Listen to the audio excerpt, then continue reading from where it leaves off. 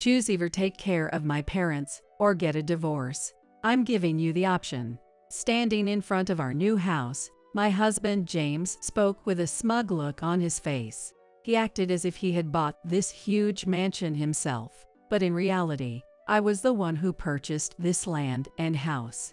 He has an inflated sense of self-worth and telling me, if you don't want to divorce me, buy the house and take care of my parents. It's an unbelievable statement, but he genuinely thinks he's worth that much. The fact that no one is standing by him now should be the answer, but he doesn't seem to grasp that. What? Care for your parents, but they don't even live with us. What? What are you talking about? He hadn't yet realized that even his parents were distancing themselves from him. I'm Madison, a 45-year-old manager at a consulting firm, and I don't have any children. I joined my current company about 6 years ago through a career change. After graduating from college, I worked as a public servant in my hometown for about 2 years, but I became fed up with the lack of fulfillment and decided to change jobs. After gaining experience at a multinational company, I eventually landed at my current company through a connection with an acquaintance. Once remote work became an option, I no longer had to deal with long commutes, making it easier to balance work and home life. My current workplace is the polar opposite of my time as a public servant. I'm encouraged to win more work, and as I've risen in position, I can now choose my own project members. There are no pointless meetings either.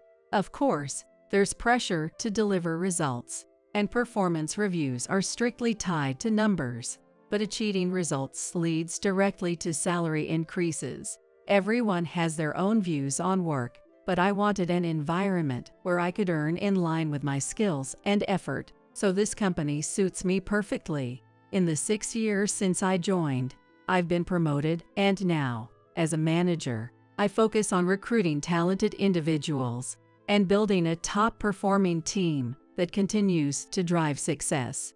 As a result, my income surpasses James's, but I've never told him exactly how much I earn. I first met James on social media. There was an offline meetup for people from our hometown, and that's where we met in person, which sparked our relationship. Looking back, he is the type who seems charming on the surface but reveals his true colors later on. When we exchanged contact information, people who knew James warned me about him. Now I understand why, but at the time, I thought he was a kind person who listened to me. He works at City Hall in our hometown, and he's a year younger than me. He went to college locally and, aside from traveling, has never lived outside our state. At first, I thought he simply loved our hometown, but as our relationship grew, I realized he had quite the inferiority complex about downtown. Having actually worked downtown, I can say there's definitely a sense of speed and being at the cutting edge of trends. The number of people, shops, and the heavy traffic were overwhelming at first. However, just because downtown is fast-paced doesn't mean it's superior, and when I'm exhausted, I find myself longing to return home to the quieter pace of life in my hometown. That's why, as soon as remote work became an option, I moved out of my downtown apartment and returned to my hometown. Living downtown all the time can be draining. In the end, I think both places have their pros and cons. I like both, but outside of work, I prefer to spend my time quietly in my hometown. That's all it was, but he often made snide comments about my career, as if it bothered him. If you look at his life path, excelling in school, attending the most prestigious local university, and then securing a job at the local city hall, it's a career that would be praised by relatives who have lived in the same place their whole lives as a way of giving back to the community. In fact, his parents, William and Isabella, were probably relieved when he chose to stay close to their home. His sister, Natalie, had moved away early on and was raising her children in a distant place, which likely made them even happier to have James nearby. They might have imagined that eventually James would marry, have kids, and take care of them in their old age, becoming the envy of others around them. It's no surprise that they both had pampered James ensuring he wouldn't slip away like Natalie had. But the thing about marriage is that it involves someone else. He may have been sweet to his girlfriends, but once a relationship grew serious enough for him to introduce them to his parents, they would bolt. Apparently, this had happened to James multiple times.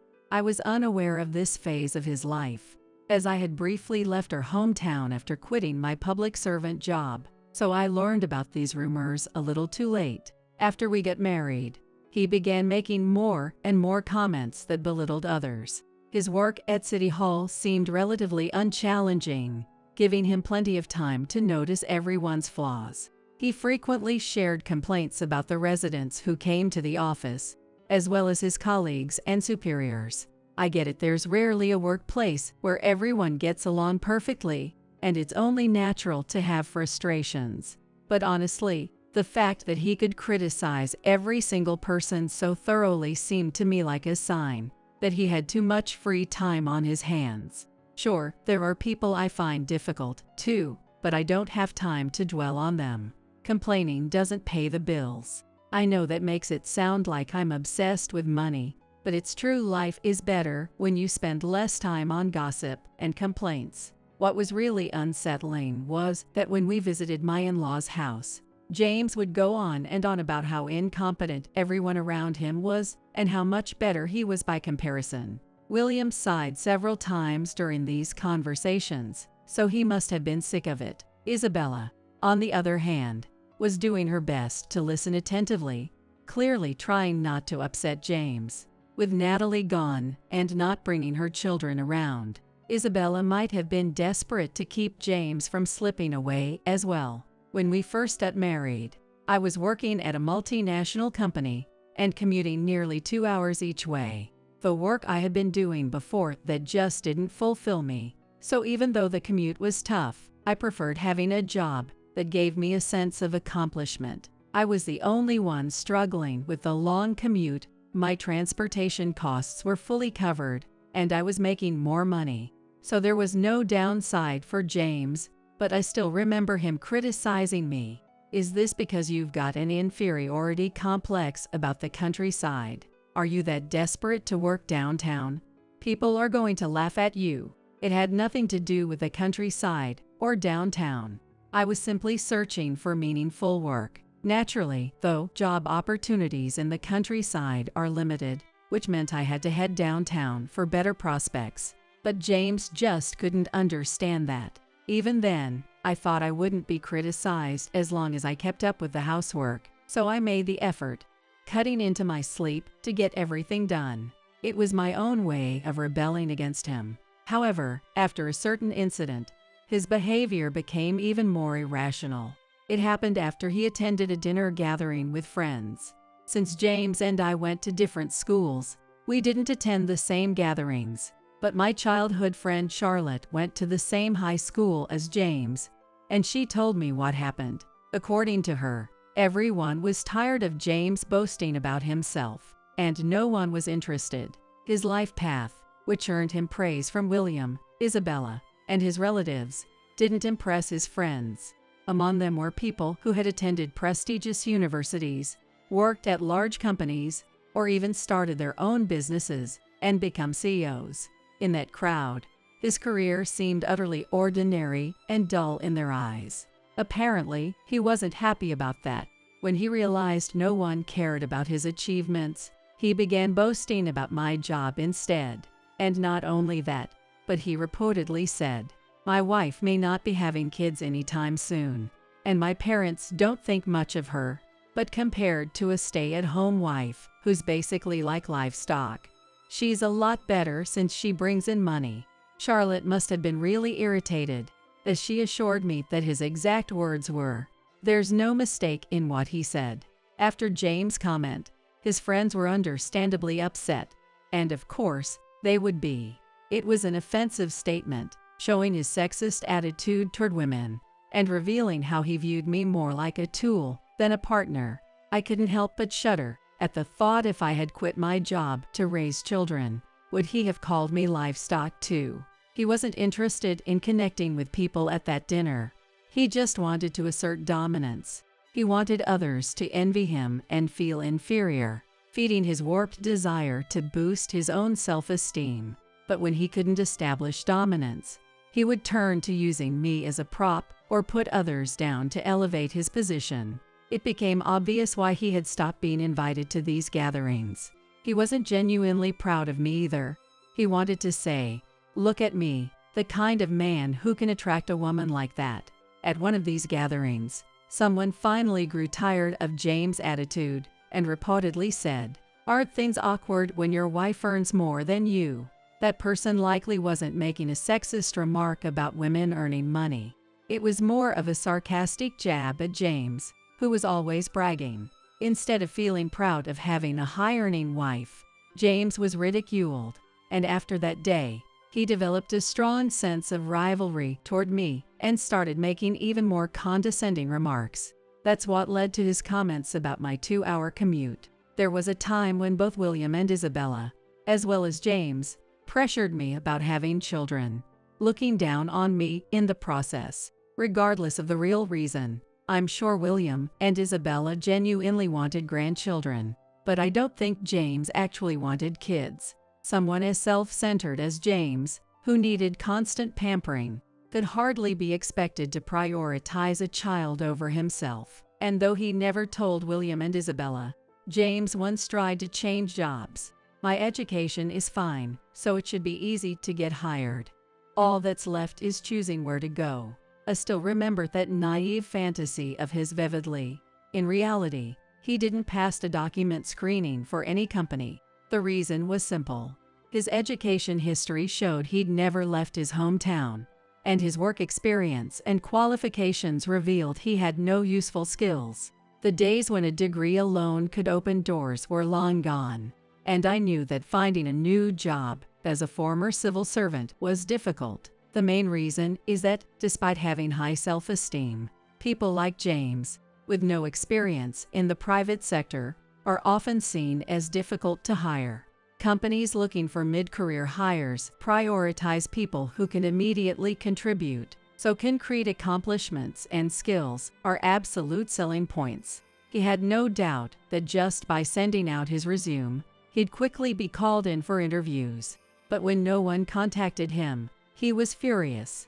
If James had taken that opportunity to reflect on his narrow outlook and reconsider his way of life, the future might have turned out differently, but I doubt any advice would have helped him at that point. And when I successfully transitioned from my job at a foreign company to my current position at a consulting firm, James became more determined to assert his superiority. He was desperate to make himself feel better, saying things like, "Women have it easy. They don't even need to be that competent to get hired, right?" At that point, his comments were on par with the conspiracy theories and delusions you'd see on social media. In reality, I had been quietly working on improving my language skills and earning a tax accountant qualification, but I didn't feel the need to explain every little effort I was making. As for me, I would have been happier if my partner had just appreciated my hard work and relied on me more. Unfortunately, that wasn't the kind of relationship we had.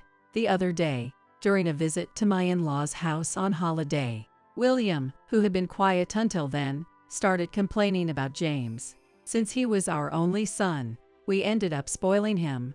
Honestly, I never thought he'd become so difficult to handle. After James entered high school, I couldn't physically overpower him anymore, and he knows that. So whenever something doesn't go his way, he yells or throws a tantrum. We just had to listen to whatever James wanted to protect ourselves. We were so desperate for him to get married and move out.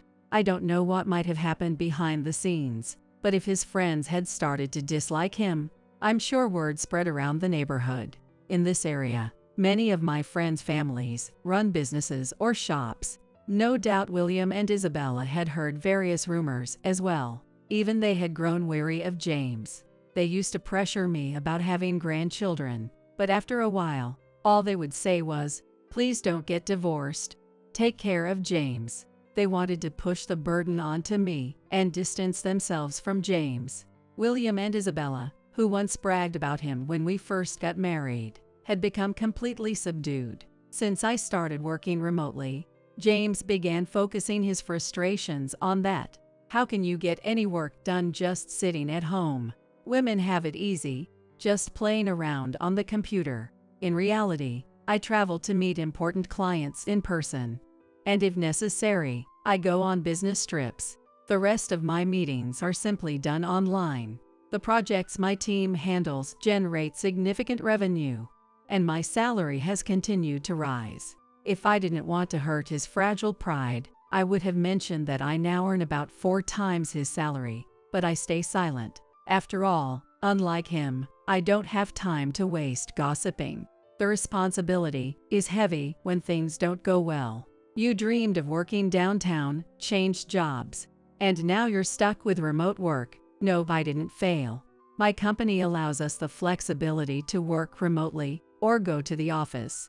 It's just adapting to the needs of the world, I replied, even though I knew it was probably futile to argue. He wouldn't accept it. It's not much more than part-time wages, right?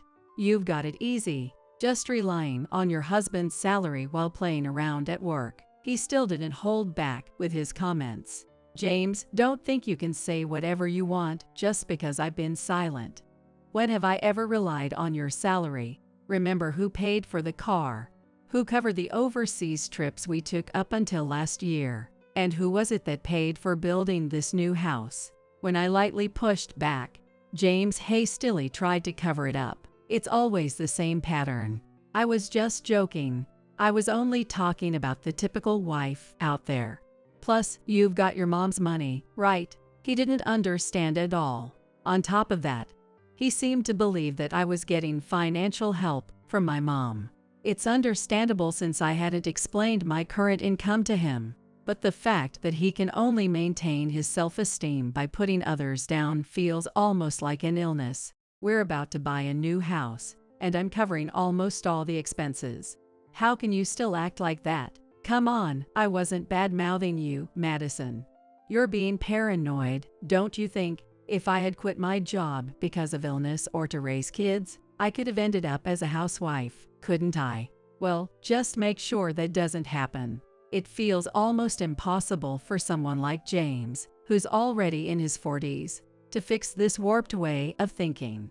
The apartment we currently live in is getting quite old, so we're planning to buy a house soon. We had waited for a long time, wondering if we might have kids, but after turning 40, we decided it was time to move forward. James had been insisting on getting a house for a while now. If he were paying for it, he would have the right to voice his preferences. But James could barely contribute anything beyond moving expenses. Yet, he kept demanding an ideal property close to the station, convenient for shopping, in a quiet neighborhood, and near a hospital. Essentially, a luxury property that would cost over $1 million when you factor in both the land and the building. With an annual income of around $5,000, James was aiming for beyond his means. And on top of that, he expected me to buy it without even expressing any gratitude. It was absurd. I was certain that once we moved in, he'd start bragging to people about living in an upscale neighborhood, even though he hadn't contributed a thing. One evening, I received a call from Charlotte. James crashed our friend's dinner party. He showed up uninvited. What? What do you mean? He somehow found out about it, even though we didn't tell him the time or place. How did he know? I had no idea either. The only thing I knew was that James had been quietly ostracized by his friends from school. Don't James even have any close friends? No, not at all. I'm sorry, Madison, but everyone genuinely hates him. You didn't know about the dinner, right? No, I had no idea. I didn't tell him anything. I know you wouldn't. But how did he find out? Everyone's really freaked out right now. We agreed not to invite him to dinners anymore, didn't we? Wasn't it because he alienated everyone at last year's gathering? Yay, exactly. That's why we planned this one in secret. I don't know what's going on either. Maybe you should just ask him to leave. We can't do that. Who knows what he might do? I didn't want to burden you with this, but James has been obsessively bothering one of our friends. She got divorced and is a single mom now. No way. What are you talking about? Tell me more. Charlotte's story went like this. There was a woman named Emily who had gotten divorced and was raising her child as a single mother. At a dinner a few years back, she confided in the group about her divorce, and James seemed to take an unusual interest in her story. He made repeated derogatory remarks about her being a single mother, a woman raising a kid on her own. You'd need some shady job just to make ends meet, right? Maybe you're doing something illegal. I wonder what'll happen to a kid raised with that kind of money. Of course, the rest of the group severely reprimanded him. Emily wasn't doing anything illegal. She was working 2 part-time jobs, at a supermarket and a cafe, to make things work. That's horrible. There's no excusing that. He never acted that way before we got married. If he had just said awful things, we could have cut ties and been done with it. But it got worse after that. What do you mean? He started stalking Emily. Stalking? What do you mean by that? He found out the address of her parents' house and went there to ask where she was living and what she was doing for work. And this was all after you two were married. Seriously? Yeah. I didn't want to stress you out with this awful story, so I hesitated to tell you. But I never imagined he'd keep stalking her for this long. Emily even moved twice because of her child's schooling. And yet, James supposedly ran into her near her new house and said hello like it was just a coincidence. People are starting to suspect that he's been using his position at City Hall to look up personal information. This was beyond anything I had imagined. He was apparently even worse than I thought. If the rumors were true, he could face disciplinary dismissal. If that happened, I'd have to support James with my income. Absolutely not. The reason I hadn't divorced him before wasn't because of love, but simply because there wasn't any pressing reason to. Even after realizing what a horrible person he was, we'd spent enough years together in the same home that I felt a slight attachment. But if he was getting involved in affairs or criminal behavior, that was a different story. For now, a few of the guys are taking James out somewhere else to get him away. Emily's not looking great, and the whole mood is terrible. We're thinking of starting the dinner over at another place. Charlotte wasn't the type to spread silly gossip or try to one-up me. Our parents were close, and we'd always been like sisters. If she was saying all this, there was no doubt that James had become a local pariah. I think he has gone too far. Emily's parents are planning to file a complaint with City Hall, not just because of the stalking behavior, but the fact that he's married and doing this in the first place is seriously bad. This isn't just cheating, it's stalking. I'm sorry he has been causing trouble. He said a lot of nasty things to me too, so I probably should have dealt with it more seriously. I'll have to apologize to everyone. You don't need to worry about that. Just make sure you're ready to protect yourself from this mess. A complaint is one thing, but if it escalates, they might go to the police. If that happens, Madison, you'll definitely get pulled into it too, and it'll be a nightmare. After I hung up with Charlotte, I immediately started searching for a private investigator experienced in infidelity cases. The first thing to look into was the stalking of the single mother and the suspicions about leaking personal information. It wasn't likely that City Hall would admit to any mistakes on their part, so it would be quicker to investigate whether James had stolen information on his own.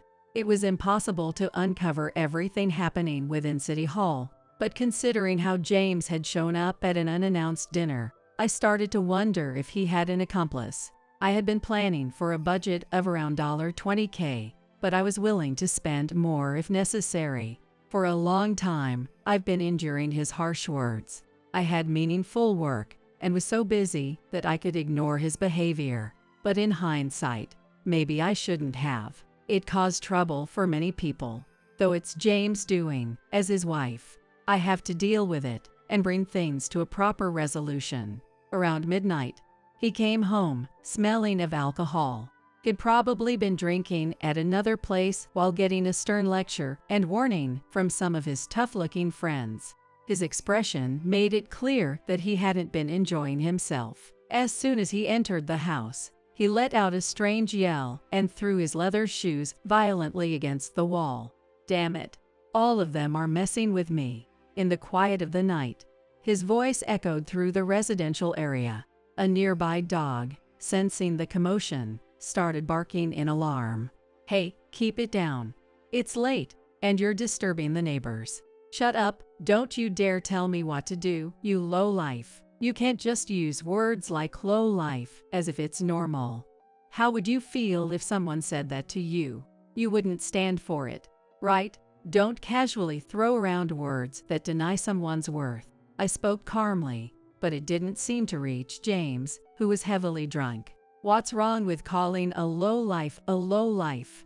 Those bastards grabbed me by the arm.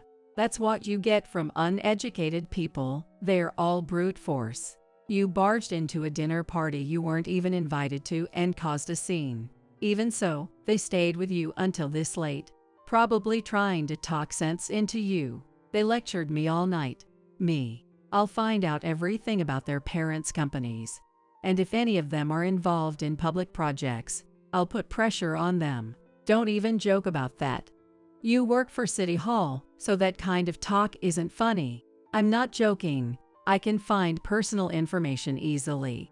Everyone who messed with me is going to regret it. At that point, James suddenly looked like he might get sick, so I quickly poured him a glass of cold water. After dragging him to the sofa and pulling off his socks, he soon started snoring loudly. It was filthy, but I'd make him shower in the morning. Once I was sure he was fully asleep, I turned off the voice recorder I had in my pocket. I had anticipated his outbursts, so I recorded everything just in case. For the next while, he remained in a foul mood. He was clearly bitter about being physically and verbally outmatched by the friends he had once looked down on. As a result, he continued to hurl insults at me, and I kept gathering sound recordings I could use later. As I compiled the recordings, I also reviewed the report I had received from the private investigator. The issue with Emily had already surfaced. Apparently, she had already contacted the police, reporting a suspicious individual in the area and requesting an increase in patrols. As a result, officers had been patrolling the neighborhood. It goes without saying that the suspicious individual was James. He had already been questioned by the police twice and had fiercely resisted when they requested that he accompany them voluntarily. There was a record of this with the police. In other words, he was now officially on their radar. At this point, it was clear that handling the situation quietly would be difficult. What I still don't understand is why James is so obsessed with Emily. Emily is 44, the same age as James. It feels a bit different from the typical situation of hitting on a younger woman. Plus, Charlotte testified that James had been looking down on Emily for becoming a single mother. Why would James be chasing after someone he despised? In the meantime, the completion of the new house was approaching. Designing the new place to my liking had become my biggest source of joy. I couldn't wait to relax in the new house, in a space that was perfectly soothing and just for me, where no one could disturb me. Finally, the house was finished, and we decided to go see it. Though James hadn't contributed a cent, he was more excited than anyone, talking about how he wanted to build a bar counter and have a room for playing mahjong. I didn't bother asking him, "Can you play mahjong by yourself? Why do you have so much stuff?" "We're just going to check the place today." "Right, I need it for some checks. You'll be looking at it later, too, so thanks in advance." All the materials weighing down my shoulders were about James. As I watched him imagining life in the new house, I must have been looking at him with the coldest eyes I'd ever had. "It's a nice house," he said. This house was one of the crowning achievements of all the hard work I'd done. The location and the building itself were perfect. The fact that I'd grown enough to own such property gave me confidence and courage. As I quietly soaked in the moment, James, as tactless as ever, said with a vulgar look on his face, "Take care of my parents, or we'll get a divorce. I'll let you choose. You're happy about that, aren't you?" He said this in front of the new house, as if he were the one who had bought it. There had never been any talk of caring for William and Isabella, and they were just over 70, hardly in need of care. Huh? What do you mean, care? You don't even live with your parents. What are you talking about? He looked at me with a slight expression of pity. If you tell Dad and Mom you'll take care of them, they'll happily move in with us. Imagine how great it'd be for a son to have a mansion, live with his parents, and have a wife who takes care of them. It sounded like the kind of thing that would make elderly people in our hometown envious. But that's what James was really after. He didn't care about them. He just wanted the reputation of being a good son.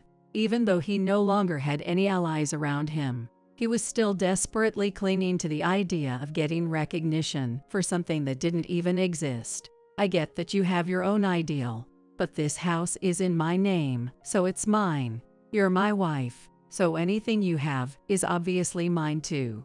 It was a selfish attitude, and a phrase I'd heard somewhere before. You never even had kids, and just focused on your job like some useless woman. So gifting the house to Dad and Mom wouldn't be too much to ask, right? You've already failed as a woman. As usual, he continued his verbal abuse, and I quietly closed my eyes. It seemed my decision had been the right one. No matter what you claim, I'm the one who owns this house. And like I said before, you no longer have any parents to live with. Now, go inside.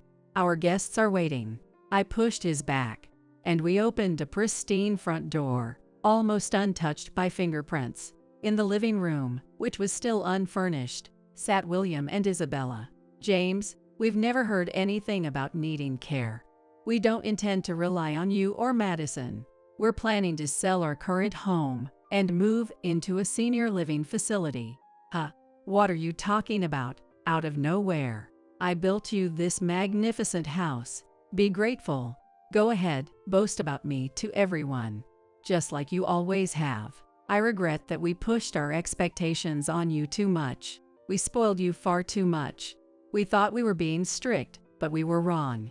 If you didn't do what we said, we'd scold you harshly. And if you did, we'd praise you and buy you whatever you wanted. That was a mistake. We're over 70 now, and we can't keep going along with you, James. You always ridiculed our hometown, so we thought you'd move out. We hoped that getting married might help you grow as a person. But we've heard every cruel thing you said to Madison. You haven't changed at all since school, always keeping yourself afloat by looking down on others.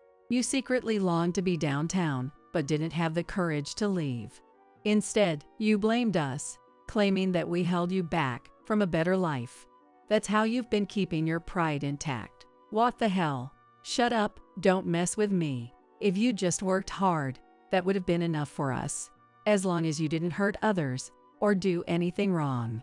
What? I'm working hard. What more do you want from me? We've received 2 calls from the police. What? We're pretty aware of what you've been up to. What are you talking about? I pulled out the documents and looked at James. The calls from the police were about you stalking Emily. They've documented everything, so you won't be able to sweep it under the rug. The second time they asked you to come with them voluntarily, it's recorded that you responded quite aggressively. What the hell? Why do you even know about her? Come on, we're just a year apart, and we grew up in the same town. You might not remember, but Charlotte has been my best friend since childhood. I began spreading out the reports I'd received from the detective. James, you've been living in this magnificent house, all thanks to Madison's salary. Like Madison could make that much money. She's been sitting around at home, pretending to work, basically half a pet. Her parents must have been giving her money. How could you say such a thing? So he still thought that way about me. Why don't you try looking up the name of my company? With a basic level of common sense, you'd probably have heard of it. But maybe that's asking too much from a public servant. What? What did you say? Private sector businesses probably seem far off to you, huh? Yelling won't help you here. Tough luck, right? It must be frustrating not being able to belittle me like you want to. That's a lie. There's no way you're making that much money. If that were a lie, I wouldn't have been able to buy this house or this land. And if I'd received $1 million from my parents, we'd have had to pay gift tax, wouldn't we? My finger stopped on one of the photos. It was of a man lurking near Emily's house, looking toward it from a hidden spot. Anyone would report this, even if it wasn't Emily. There are schools nearby, with children passing by in large numbers. What on earth are you doing? Why were you stalking her? Do you have a reason for that? It's Madison's fault for not being attractive enough as a woman. She graduated from a better university than me, got into a better company, and makes more money. She's arrogant. But Emily, she has no education, works part-time, and is a single mother. She's the bottom of the heap. She's beneath me, so I gave her attention. Isabella stood up silently and walked outside. She must have felt sick. It looked like she went out to get some fresh air. I didn't realize you were this much of a despicable person. Can you look at this photo too? There were multiple reports made to the police by school staff about a suspicious person in front of the school. The person who was seen as suspicious is this man. The man in the picture was wearing a hat pulled down low, looking down, but it was unmistakably James. You knew that Emily's daughter was in high school, didn't you? That's why you tried to intimidate her to get closer to both Emily and her daughter. It's not me. That photo is fake. And besides, if there are students in a picture, then it's a weekday, right? I'd be at work in City Hall at that time. We've already confirmed that you took the afternoon off on this day. And we also know how you found out the name of Emily's daughter's school. I don't know what you're talking about. I didn't do it. I don't know anything. You accessed personal information at City Hall, didn't you? I told you, I don't know. Where's your proof? Isabella, now feeling calmer, returned. And I explained how James had stolen personal information. I took out my smartphone and played the saved audio for everyone to hear. And this is you, calling the restaurant where the alumni from that school were going to have a meal, asking for details. The voice was unmistakably his. Then another man's voice came on. You know, I didn't think it'd turn into such a big deal the first time you called. I couldn't believe a City Hall employee would do something like that. So I helped you out. But now I realize this involves personal information, so I'll have to decline your request from here on. That was just supposed to be a surprise appearance. Nothing shady about it. It was a few bad friends who caused the trouble. Everyone was so happy when I showed up. Well, they did ask us to call the police. That's a misunderstanding. I work for City Hall, you know. I know all about your family and your personal information. That's a threat, you know. Are you sure you want to say something like that? Hiding things is what City Hall does best. This is your family's precious restaurant, right? You don't want to see it ruined, do you? So just do as I say. Tell the other restaurants too. And when the next alumni gathering is scheduled, let me know right away, okay? The recording ended there. Damn it. You bugged me. I'll report you to the police. You idiot.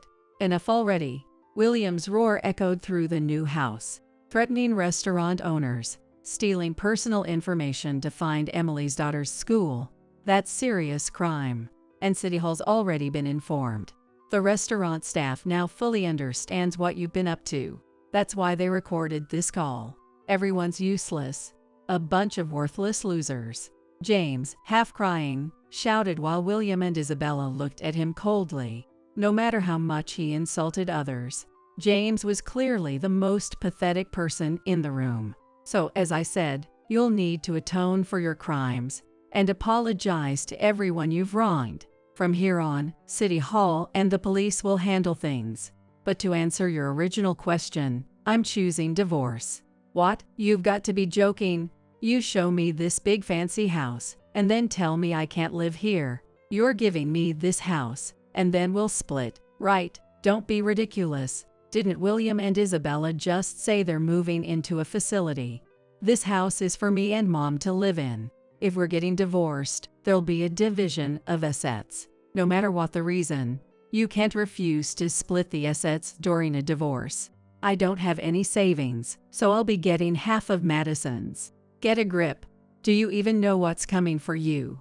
Are you seriously going to beg for money from the person you've been looking down on all this time? Aren't you embarrassed? Why wouldn't I take what I can get? That's just smart. True, you can't refuse a division of assets, but that let the guilty party walk away with an advantage, right? That's why there's something called compensation in divorce cases. I've been keeping records of all the verbal abuse and emotional distress you've caused. And once it comes to light that you've been accessing personal information illegally, you won't be able to keep your job. Think you'll still be able to find work here in this town? The restaurant owners, the police, and the school staff all know what you've been doing, and they've all agreed to cooperate fully with the investigation. I've been keeping records of all the verbal abuse and emotional distress you've caused. And once it comes to light that you've been accessing personal information illegally, you won't be able to keep your job. Think you'll still be able to find work here in this town? The restaurant owners, the police, and the school staff all know what you've been doing, and they've all agreed to cooperate fully with the investigation. James, give it up. You have no right to take the wealth that Madison has saved on her own.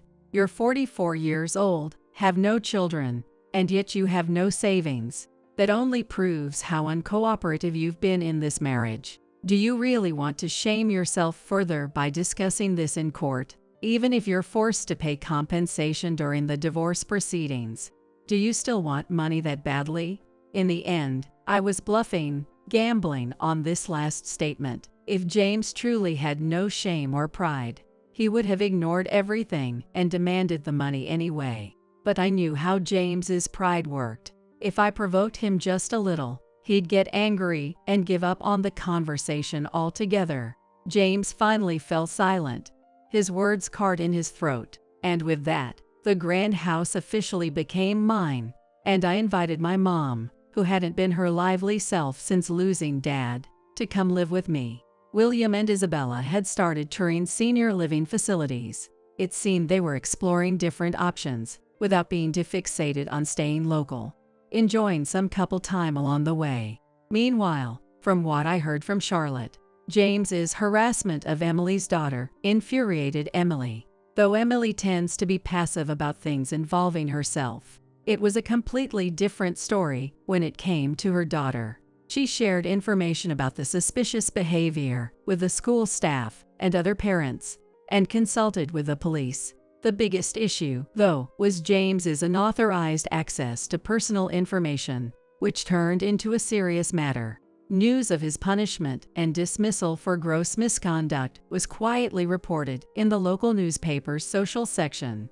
James, whose face and name had become too well known in the area, struggled to find even part-time work after that, and ended up relying on William and Isabella for support. Apparently, he said something noble like, "Let's all live happily together as a family.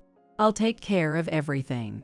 But William and Isabella no longer trusted him. He's all talk and no action, as usual. Isabella, who once called James her pride and joy, had completely given up on him.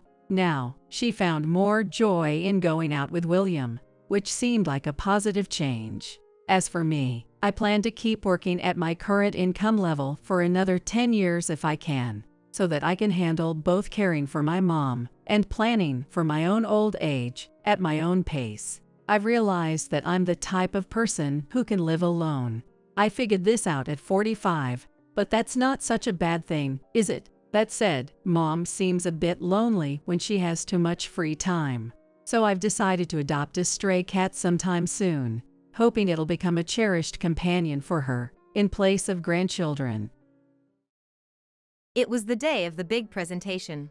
Hannah and I sat in the conference room, our heads in our hands, devastated by the sight before us. The carefully printed handouts we had prepared were now completely drenched in coffee, rendering them utterly useless. "What are we going to do now?" Hannah lamented, her voice tinged with despair. Despite our predicament, the presentation moderator relentlessly urged us to take the stage, disregarding our distress. To make matters worse, as our audience consisted of international companies, today's presentation was to be delivered in multiple foreign languages. The attendees were primarily from Europe, so we had planned to incorporate French and Italian throughout the presentation. Hannah and I had prepared the presentation materials in various languages. She was planning to give the explanation while referencing those documents, but without them, even she couldn't proceed with the presentation. Hannah tried to make her way to the podium, her face ashen, determined to somehow manage. I instinctively placed my hand on her shoulder, stopping her.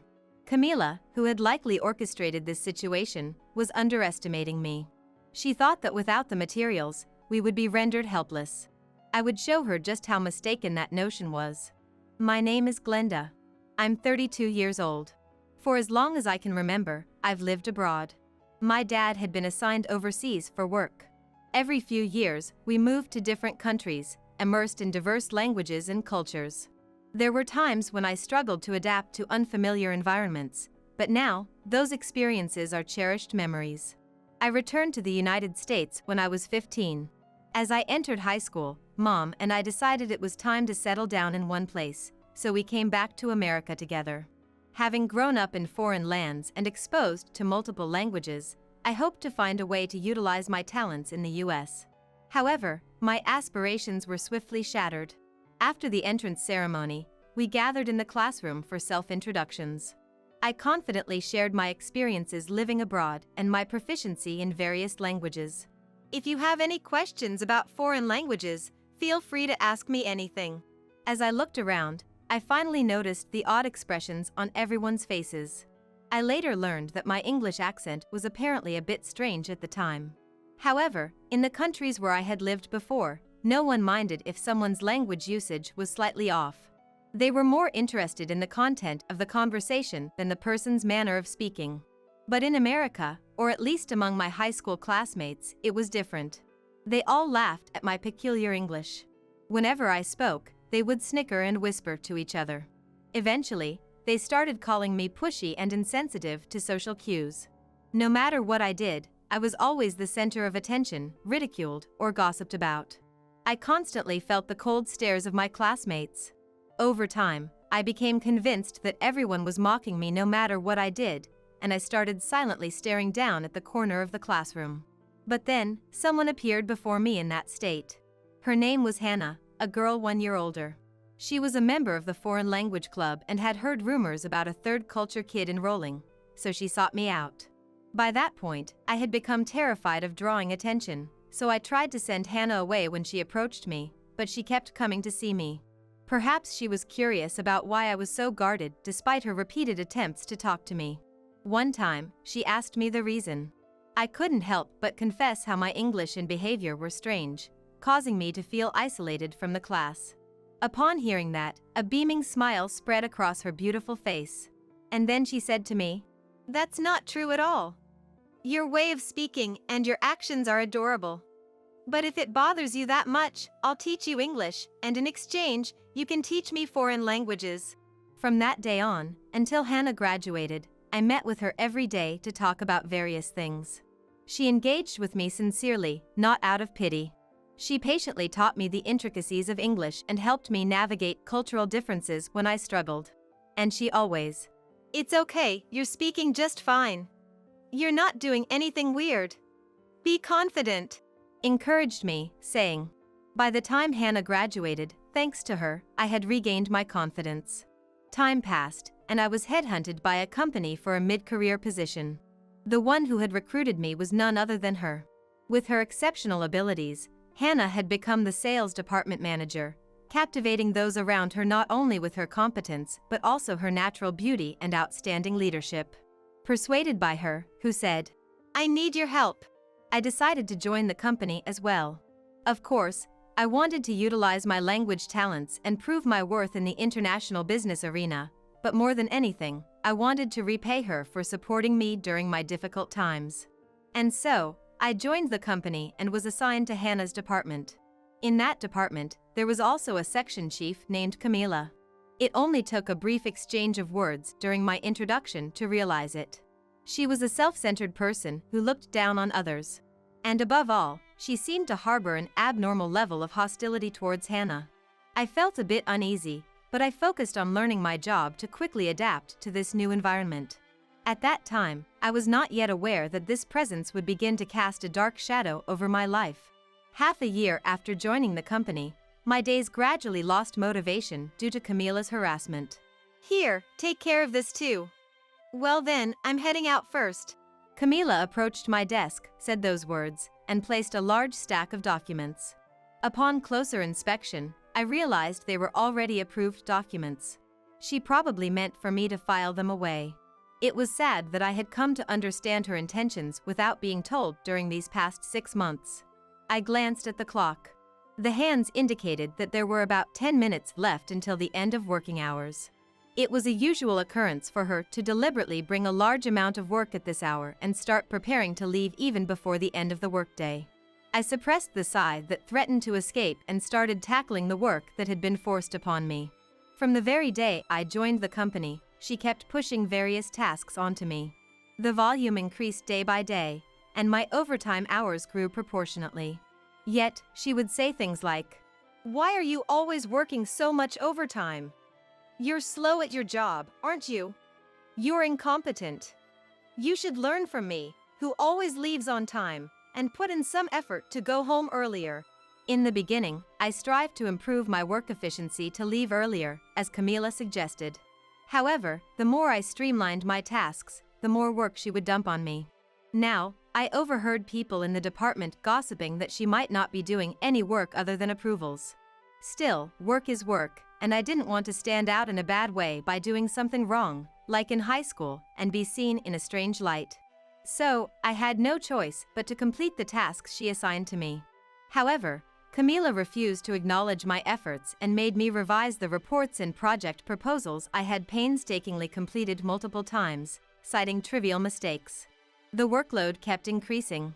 Nevertheless, I managed to work until the last train, putting in my best effort to create a project proposal that I thought was perfect. Hannah, who was worried about me, came to check on me and reviewed the proposal, giving me her approval as well. Although sleep-deprived, I headed to work with a light step for the first time in a while. First thing in the morning, I submitted the project proposal I had created to Camila. She read through the proposal I had prepared. Eventually, her brow furrowed and her eyes narrowed in displeasure. What is this? This is useless, it's garbage. Surprisingly, she spat those words out and tore up the project proposal I had made right then and there. She ripped it into tiny pieces in front of my eyes and tossed them into the air. My painstakingly crafted proposal, what used to be a proposal, fluttered like confetti. Tears welled up in my eyes at the sheer absurdity of it all. Seeing me trying my hardest not to cry, she laughed mockingly. Yeah, you think crying will solve everything? Don't get emotional, it's unsightly. This isn't preschool. As punishment, clean up this mess. Snorting, she dismissed me as if shooing away a dog. Unable to bear it, I fled the scene and rushed into the restroom. The tears I had been holding back spilled forth. Concerned colleagues came to check on me, but I couldn't leave the restroom. About 5 minutes later, perhaps informed by someone, even Hannah came to the restroom. Are you okay? I know very well that you are capable. And you yourself know your own abilities best, don't you? Hannah encouraged me through the door. Then, she said she would talk to Camila and left the restroom. About 5 minutes later, when I finally managed to stop crying and return to the office, the torn pieces of the project proposal had been neatly cleaned up. According to a colleague who came to check on me, Hannah had scolded Camila in front of everyone, saying that her treatment of her subordinate was too harsh. However, Hannah's kindness only served to fuel Camila's hostility towards me. Her harassment escalated further, knowing no bounds. That harassment gradually robbed me of my passion for work. Even so, I endured day after day, striving to meet her expectations.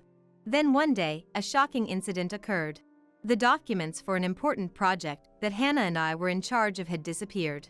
The documents were the ones I had spent a week gathering under her instructions, containing both internal and external confidential data. I was uneasy about storing them on the computer, so I saved them only on a USB drive and kept it under strict management in a locked drawer. However, that USB drive had vanished from inside the drawer. The company was in an uproar, with everyone in the department searching for the USB drive, and even the sales division director getting involved. Of course, Camila, Hannah, and I were questioned about the situation. Unfortunately, on the night before the disappearance, I had been working overtime at Camila's instructions. And when I left, I had confirmed that the USB drive was in the drawer and made sure to lock it before going home. But when I arrived this morning, the drawer was unlocked and the USB drive was gone. You must have carelessly forgotten to lock it. How do you plan to take responsibility? I was the one who instructed her to gather those documents, save them on the USB drive, and store it securely. It's also my lack of oversight. That's right. It's also the manager's responsibility. Now, how do you intend to take responsibility? Camila gleefully accused us while closing in on us. If it's a matter of lack of oversight, Camila, as the section chief, should also have had the obligation to supervise and manage me, her subordinate, but apparently that wasn't an issue. The sales division director had a stern look on his face, but he stopped Camila from pressing us further. However, it wasn't a complete exoneration. He only said that he wouldn't pursue responsibility until the investigation results were out. Moreover, we were strictly told to thoroughly manage data from now on. The sales division director probably believed that I had lost it. My reputation might have taken a significant hit, but there was something more important at the moment. At this rate, the project would be delayed. This was a crucial project for the company Hannah was involved with. We absolutely couldn't allow it to be delayed. From that day on, I stayed at the office until the last train every day and started gathering the lost data from scratch. Every day, I would stay at the company until the last possible moment to catch the last train and then sprint with all my might to make it on board. Concerned colleagues brought me snacks and coffee, but Camila did nothing during that time. On top of that, she kept pushing miscellaneous tasks onto me as usual and repeatedly threw mocking words at me while sneering. You really do love working overtime, don't you? You're so incompetent that you can't earn money otherwise. I'll bestow some work upon you out of pity. Saying that, she would dump miscellaneous tasks that anyone could do on me right before the end of working hours. And as always, she would leave on time. Fed up with the situation, a colleague took on the tasks Camila had pushed onto me, allowing me to focus on my own work. I immersed myself in rebuilding the data. At times, I felt like crying from exhaustion, but I couldn't give up. And with the project deadline approaching, I finally managed to reconstruct the lost data and successfully complete the project. Hannah was genuinely delighted by my success, and all my colleagues praised my efforts. Camila also commended me, but I didn't miss the evident jealousy in her eyes.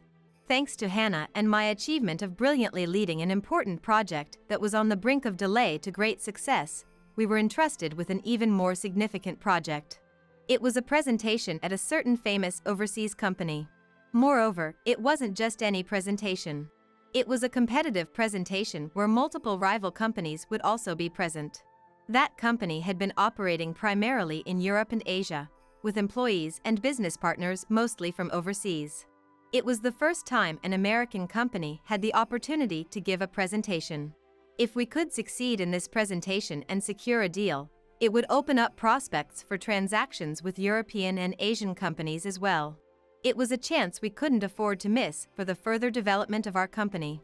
I was given the opportunity to handle such an important presentation that held the future of the company in the balance, together with Hannah. The passion for work that had been extinguished by Camila's numerous instances of harassment reignited within me. I had numerous discussions with Hannah and proceeded with the preparations for the presentation.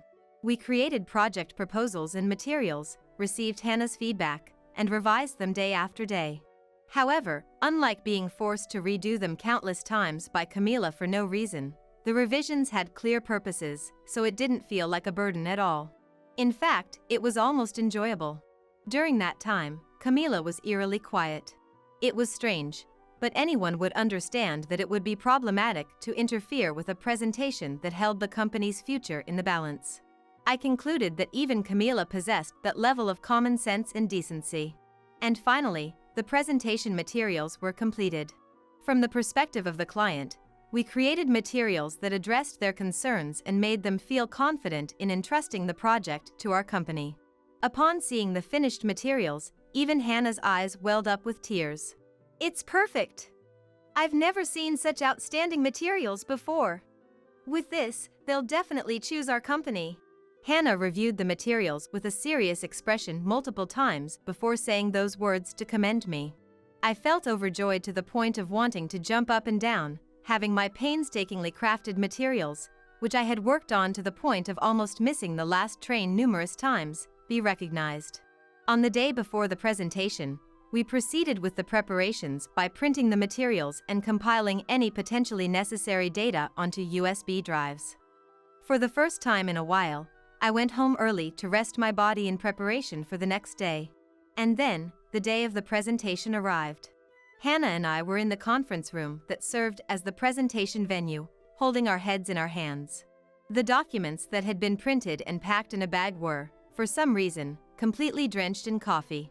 Of course, I hadn't put any beverages inside the bag that also contained a laptop. In fact, I hadn't put a single item that contained moisture in it. Yet, the documents that were perfectly fine when I checked them 30 minutes before leaving the company were now soaked in coffee. And to make matters worse, even the laptop and USB drives were drenched in coffee. I had put them in a sealed plastic bag to prevent any accidents, but even inside that plastic bag, a generous amount of coffee had been poured. The pleasant aroma of slightly expensive milk coffee that could be purchased from the paper cup vending machine installed in the company filled the air. I recognized that smell. It was the smell of the coffee Camila always drank while slacking off and pushing work onto me. The thought that I had smelled it frequently enough to remember it made anger suddenly well up inside me. Oh, what should we do now? Beside me, as my anger grew, Hannah lamented while still holding her head in her hands. Disregarding our situation, the moderator of the presentation urged us to take the stage. Hannah looked around with a pale face. As we remained unmoving, not getting on stage or presenting any materials. If you're not going to present, then leave. Impatient voices from rival companies started to rise, saying, even so, being an overseas company, today's presentation was to be conducted in foreign languages. Moreover, since the person in charge was from the European region, the plan was to incorporate not only English but also French and Italian. The presentation materials had been prepared in various languages. Hannah was supposed to provide explanations while referencing them, but even she probably couldn't give the presentation without the materials. With an ashen face, Hannah still tried to make her way to the podium somehow. Instinctively, I placed my hand on her shoulder and stopped her. I didn't like standing out. The thought of being looked at strangely by everyone again, like in my high school days, or returning to a life where I was laughed at no matter what I did, made my legs tremble with trauma. However, Hannah, who had helped me out of those days, was in trouble. If I couldn't do anything here, when would I ever be able to repay the favor from back then? Camila was likely underestimating me. She thought that without the materials, I wouldn't be able to do anything. I would show her how naive that notion was. I smiled at Hannah and stepped onto the stage with shaking legs. Everyone's gaze focused on me. To dispel my fear, I deliberately put on a beaming smile. Everyone, I apologize for the wait. It seems our company's bag disappeared along with the materials using some kind of trick. While switching between French, Italian, German, and Chinese, I struck a pose in front of my chest, mimicking a magician. Laughter erupted from the host's table, where an irritated atmosphere had been looming. The opening wasn't bad. With this, I could somehow manage. But don't worry, all the materials are in my head. We will deliver the physical documents at a later date, so for now, would you be so kind as to listen to my talk? With that introduction, I began the presentation in various languages. Of course, it was a lie that I had memorized all the materials. But because I had revised them countless times, 80% of the content was in my head. I primarily used French, supplementing complex points with various languages from different countries. Before I knew it, everyone in the venue was listening intently to my talk with serious expressions, and when the presentation ended, the room was filled with applause and words of praise. The subsequent Q&A session was also lively, with numerous questions being exchanged. My presentation had achieved success beyond expectations. After the presentation, I stepped down from the stage, feeling relieved. The fear and anxiety in my heart had transformed into confidence and a sense of accomplishment. Glenda, you did great. The presentation was a huge success, as expected of you. Hannah, who usually spoke in a calm voice, rushed over to me, overcome with emotion. Her voice alone conveyed that my presentation had turned out far better than imagined. Seeing Hannah's expression change from one filled with despair just moments ago to a beaming smile, I sincerely felt glad that I had mustered the courage to give the presentation. However, the real issue was what came next. Why were the presentation materials drenched in coffee? I didn't know the reason, but there was no doubt that malicious intent was involved. And I had a strong suspicion about the person who had done it. However, there was no evidence. Despite my concerns, I returned to the company and resumed my daily routine. The only change was that I started recording the verbal abuse, unreasonable reprimands, and various acts of harassment I received from Camila. I also wrote down past incidents to the best of my memory. Meanwhile, I kept a close watch on her behavior. She frequently stepped away from her desk to take phone calls on her smartphone. Her voice lowered to a whisper as she headed for quiet, secluded areas. Normally, Camila wouldn't think twice about taking personal calls, chatting away loudly in the office. Curious about what she could be discussing, I discreetly followed her, staying out of sight. I knew it was impolite to eavesdrop, but something about the way the usually brazen she was sneaking around to have hushed conversations felt undeniably suspicious. Camila slipped into the file room, a place rarely visited by anyone during the workday. I couldn't go all the way in after her, so I paused outside the door. That's when I heard her angry voice emanating from within. Don't give me that.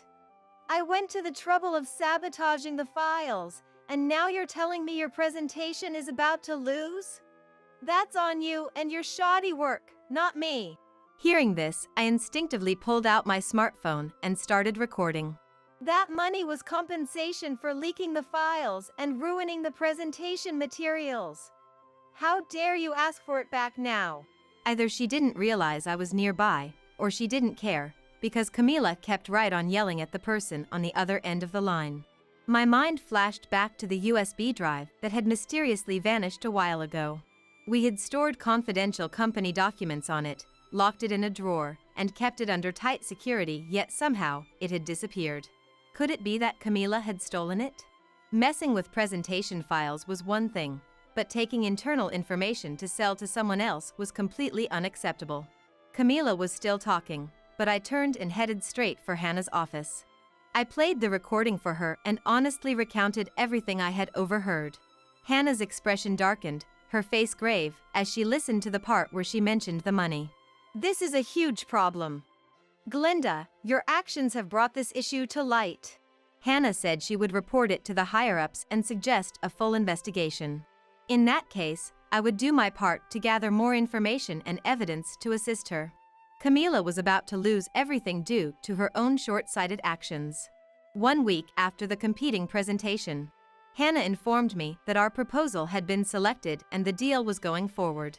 Apparently, she had already reported everything that happened that day to the CEO, and he would be coming by soon to personally commend me.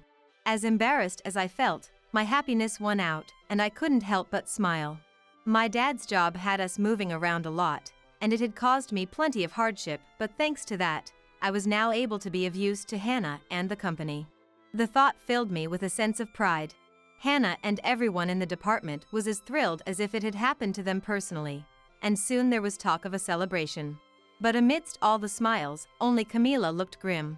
It made sense, of course. Camila had sabotaged our presentation materials in an attempt to make us fail. And she'd been paid by someone to do it.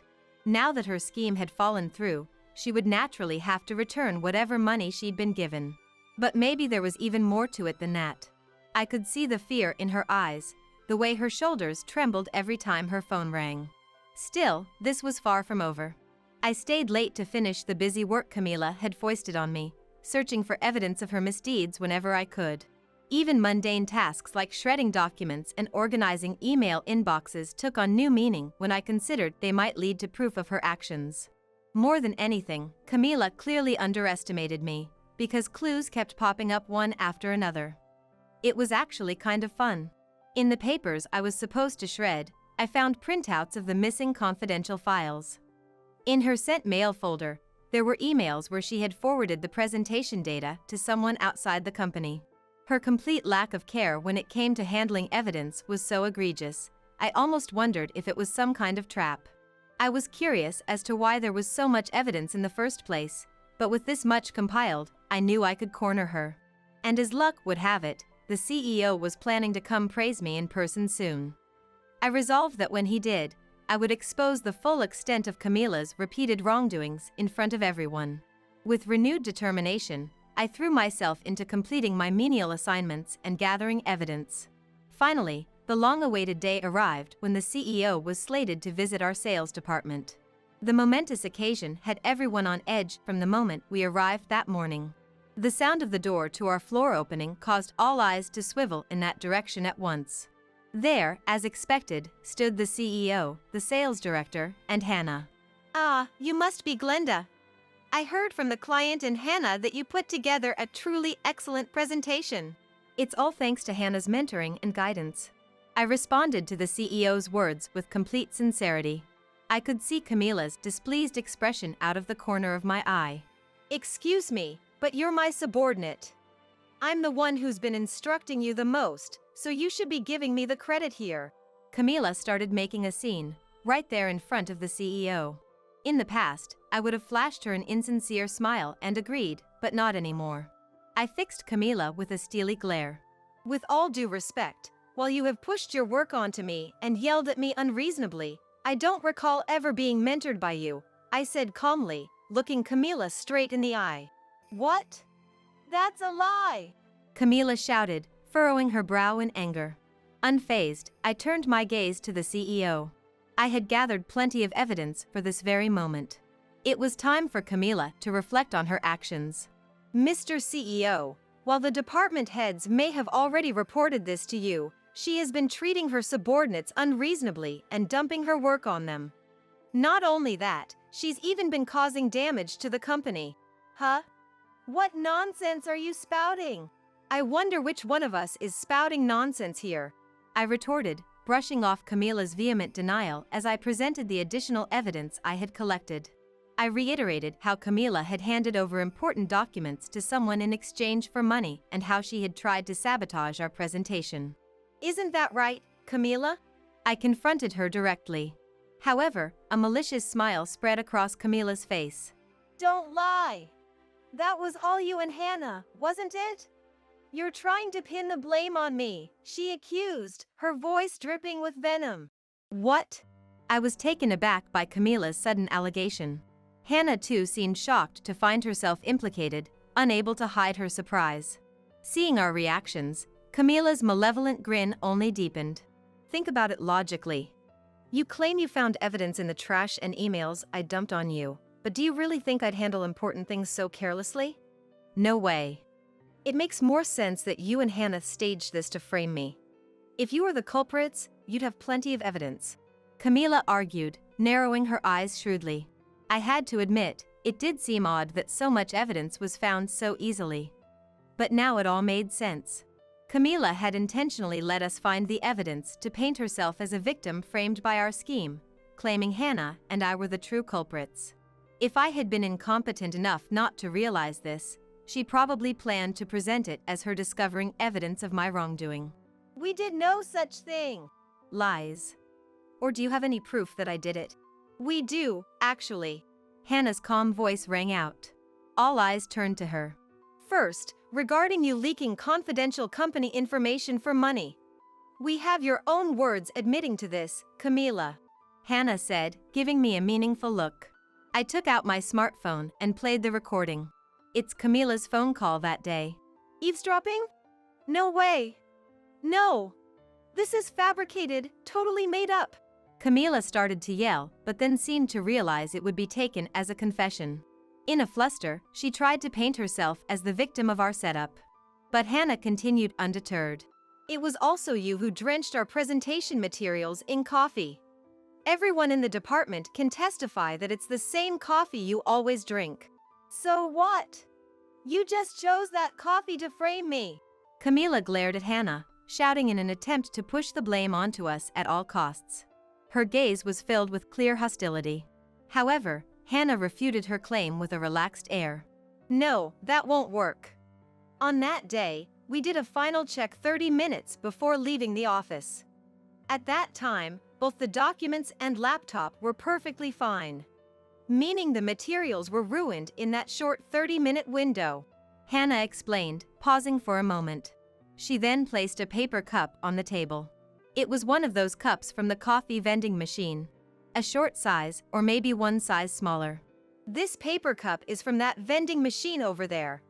To completely soak the documents and laptop in my bag, you'd need quite a few cups.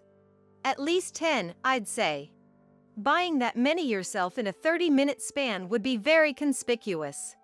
And Camila, you're too lazy to go buy them yourself, Hannah pointed out. Camila's shoulders trembled at Hannah's words. Hannah smiled at the unnerved Camila. Our colleagues in the department testified that you had various people fetching coffee for you that day. Many witnessed the untouched coffee cups lining your desk. This was shortly before our departure time. And after we left, those many cups had vanished from your desk and our documents and laptop were drenched in coffee. Anyone can figure out what that means, Hannah said pointedly. Despite Hannah's sharp reasoning, Camila stubbornly continued making excuses. I don't know what you're talking about. Everyone's just trying to frame me because they're jealous of how talented I am. Since joining the company, I had never once seen her do any real work. I couldn't fathom how anyone could be jealous of her talent. I could understand if everyone thought this lazybones. I won't forgive her when it came to her. I found myself curious about how Camila's mind worked to reach such conclusions. That's not true at all, these are the facts. But hypothetically, if that were the case, why do you think you ended up in a situation where your entire department is trying to frame you? Perhaps you should ask yourself that. Hannah admonished Camila in a calm voice. In contrast, Camila bit her lip, her face contorted with rage. But Hannah didn't stop there. We also know from email correspondence, phone records, and security camera footage that you stole confidential company information and tried to sabotage the presentation to damage the company.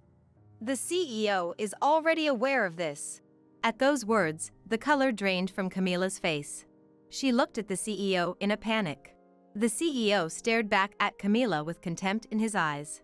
Not only damaging the company, but trying to pin your crimes on someone else? I never thought you were that kind of person. Camila's face turned ashen at the CEO's words. Everyone in the department, including the head of sales, looked at her with cold, unforgiving eyes. No way! Everyone knows I'm talented. It's the company's fault for promoting someone like Hannah over me. That's why I wanted to force Hannah's favorite to quit and ruin their career. I did nothing wrong. Camila insisted like a petulant child, seeking agreement from those around her. But of course, no one took her side. Even the CEO held his head in his hands. Hiring you was the biggest mistake of my life.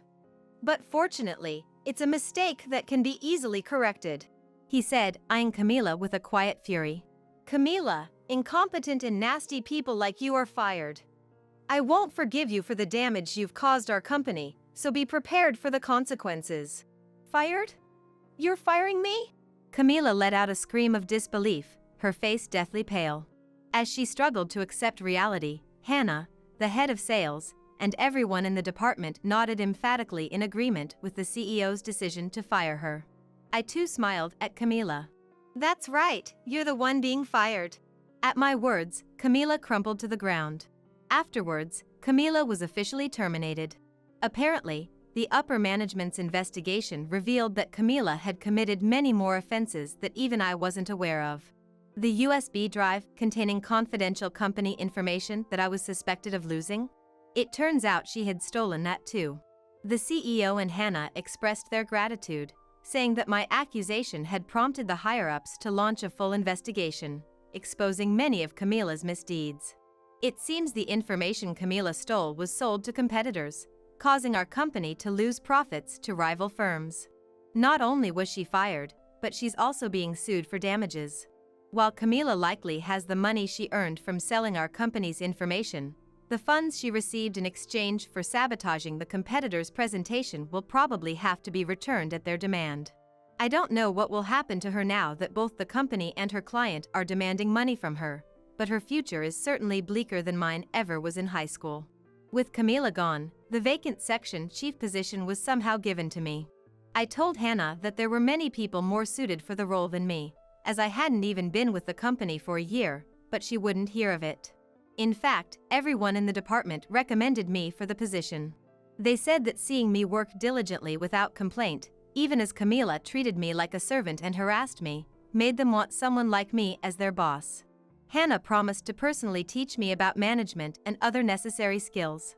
While I'm anxious, I'm also excited for this new step in my career. Even as section chief, I won't become like Camila. I'll continue to work hard for the sake of the department and the people who believe in me. We've made our own cheap products, so goodbye.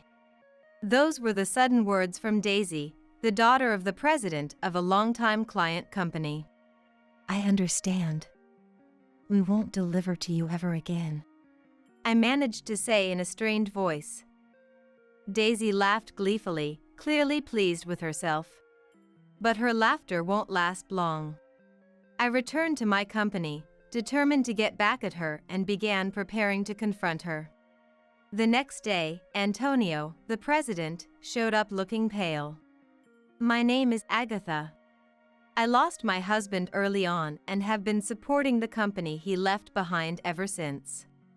At first, I struggled as I didn't know what I was doing and things weren't going well. But I knew I couldn't continue like this, so I visited companies my husband had connections with and desperately pleaded with them to teach me the business.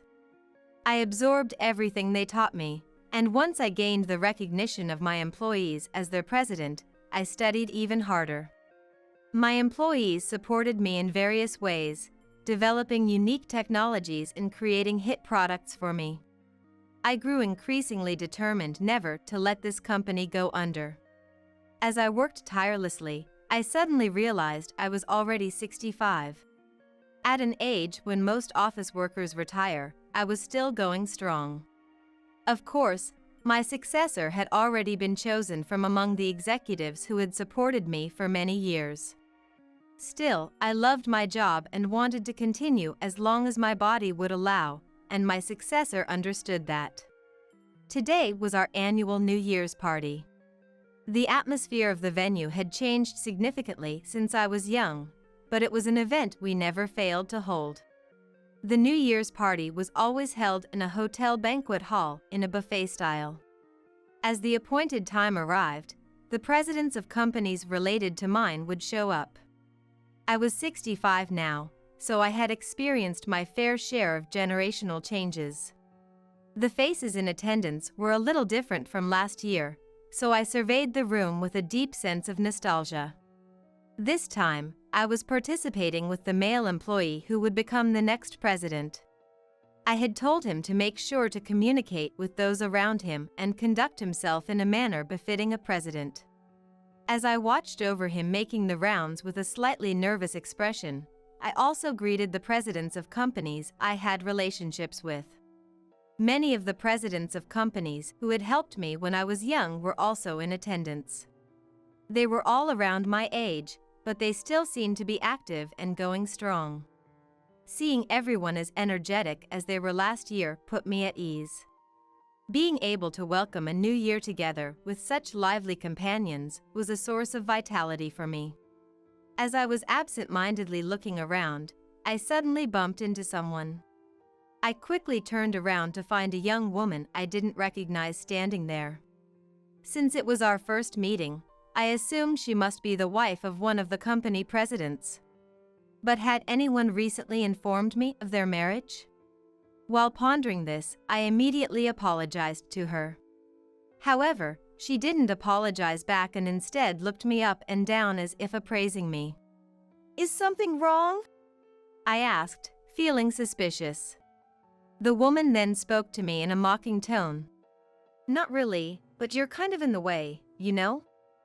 If you're just going to space out, shouldn't you go home, Grandma? I bet you're someone's mother, right? There are always people who tag along with their sons like this, or maybe your mama's boy of a son begged you to come with him. I couldn't hide my surprise at her unexpected words. I had never met someone so rude upon first introduction. As I stared at her wide-eyed in astonishment, the woman returned to her seat. It was the seat of President Antonio's. He had built his company into a large enterprise that maintained profitability every year. Recently, he had been actively engaging in overseas dealings, and his company had been associated with mine since its founding. However, he was also quite advanced in age. His wife was still alive, so this woman couldn't be his spouse. As I observed for a while, I noticed a young child seated next to her. The child's face looked familiar, and I involuntarily let out an "oh" sound. That must be Martin, President Antonio's 5-year-old grandson he had mentioned before. Which would make this woman likely Daisy, President Antonio's daughter. I never imagined that the timid president's daughter would grow up to have such an overbearing attitude. After returning to her seat, Daisy soon began yelling at her son Martin. Apparently, Martin had started playing with the fork in front of him. Seriously? You're going to be the president of a big company when you grow up. Why are you doing such childish things? Ah, that's dirty, stop it. Don't touch that with your bare hands. I am sorry. Martin stammered. Martin stammered. Don't cry. You're being too loud, hand it over. Are you saying you won't listen to Mom? Enough with your sniveling. She snatched the fork out of Martin's hand as she shouted at him. It's normal to scold children when they do something wrong, but her way of scolding seemed a bit rough even from an outsider's perspective. I rushed over to them without thinking. You can't talk to him like that, I said. She glared at me out of the corner of her eye and clicked her tongue with an annoyed expression. What, you're still here? Could you not interfere with how I choose to discipline my child? Daisy was clearly hostile towards me. Even so, I firmly chided her. But your child is crying, you know. At that moment, President Antonio hurried over. After greeting me, he immediately turned to her and began scolding her with a frown. Daisy, calm down. It's only natural that Martin would cry if you get that angry. You're too soft on Martin, Dad. Kids won't understand unless you scold them a bit harshly sometimes. She said that and then snapped at President Antonio. Don't butt in. Hearing those words, he fell silent with a troubled look on his face. Then, with the same perplexed expression, I'm sorry for the commotion. He apologized to me. As I reassured him, saying, Parenting is tough. I thought that he probably couldn't be too firm with his daughter due to his gentle nature. But as a father, shouldn't he properly scold her when necessary? I gazed at him with complicated feelings. In any case, Daisy can hardly be called a good mother. At this rate, her child might grow up to be warped. She may consider it none of my business, but if she's struggling with parenting, I've also raised children, so I might be able to offer some advice. However, when she saw my concerned face, she scowled in displeasure and lashed out as if taking her frustration out on me. Wait, you were the president? I totally thought you were someone's mom. I mean, your age, you know? Well, you seem about ready to retire, right? Wouldn't it be better for the next president if you hurried up and vacated the position? Daisy, watch your tongue. How could you say such a thing? But it's true, isn't it? Even people much younger than her are considering me for the next president. So what does it say about the company to have an old woman clinging to the position? Oh, don't take it the wrong way. I'm just offering some advice. I felt my face stiffen involuntarily upon hearing her words. What she said did have some truth to it, but there's a way to say things. As if shaking off my irritation, I suppose so, I ambiguously replied. Humph. Daisy looked at me with a triumphant expression and scoffed. Your company supplies to my dad's company, right? That basically makes you our subsidiary, doesn't it? If you're the president, shouldn't you think more about your employees before complaining to me? That's enough, Daisy. President Agatha is your elder. Show some respect. Don't yell at me. I'm just trying to teach her to know her place since she doesn't seem to get it. Age has nothing to do with it. She glared at him in annoyance as she spoke. President Antonio wiped the cold sweat from his brow, looking flustered. For your company to survive in the coming era, you need someone who can flexibly adapt to modern changes. If you can't take my advice, you might be in for a rude awakening someday. With those words, she spat out her warning, forcefully grabbed Martin's hand, and left the venue. Martin started wailing loudly again as his arm was suddenly yanked. Daisy dragged him along, indifferent to her child's distress. Watching her back as she walked away, I felt unsettled. Sure, I may have butted in unnecessarily, but I didn't deserve to be berated to that extent. Besides, as the president, I do my best to consider what's best for the company. The nerve of her, saying such rude things without even knowing that.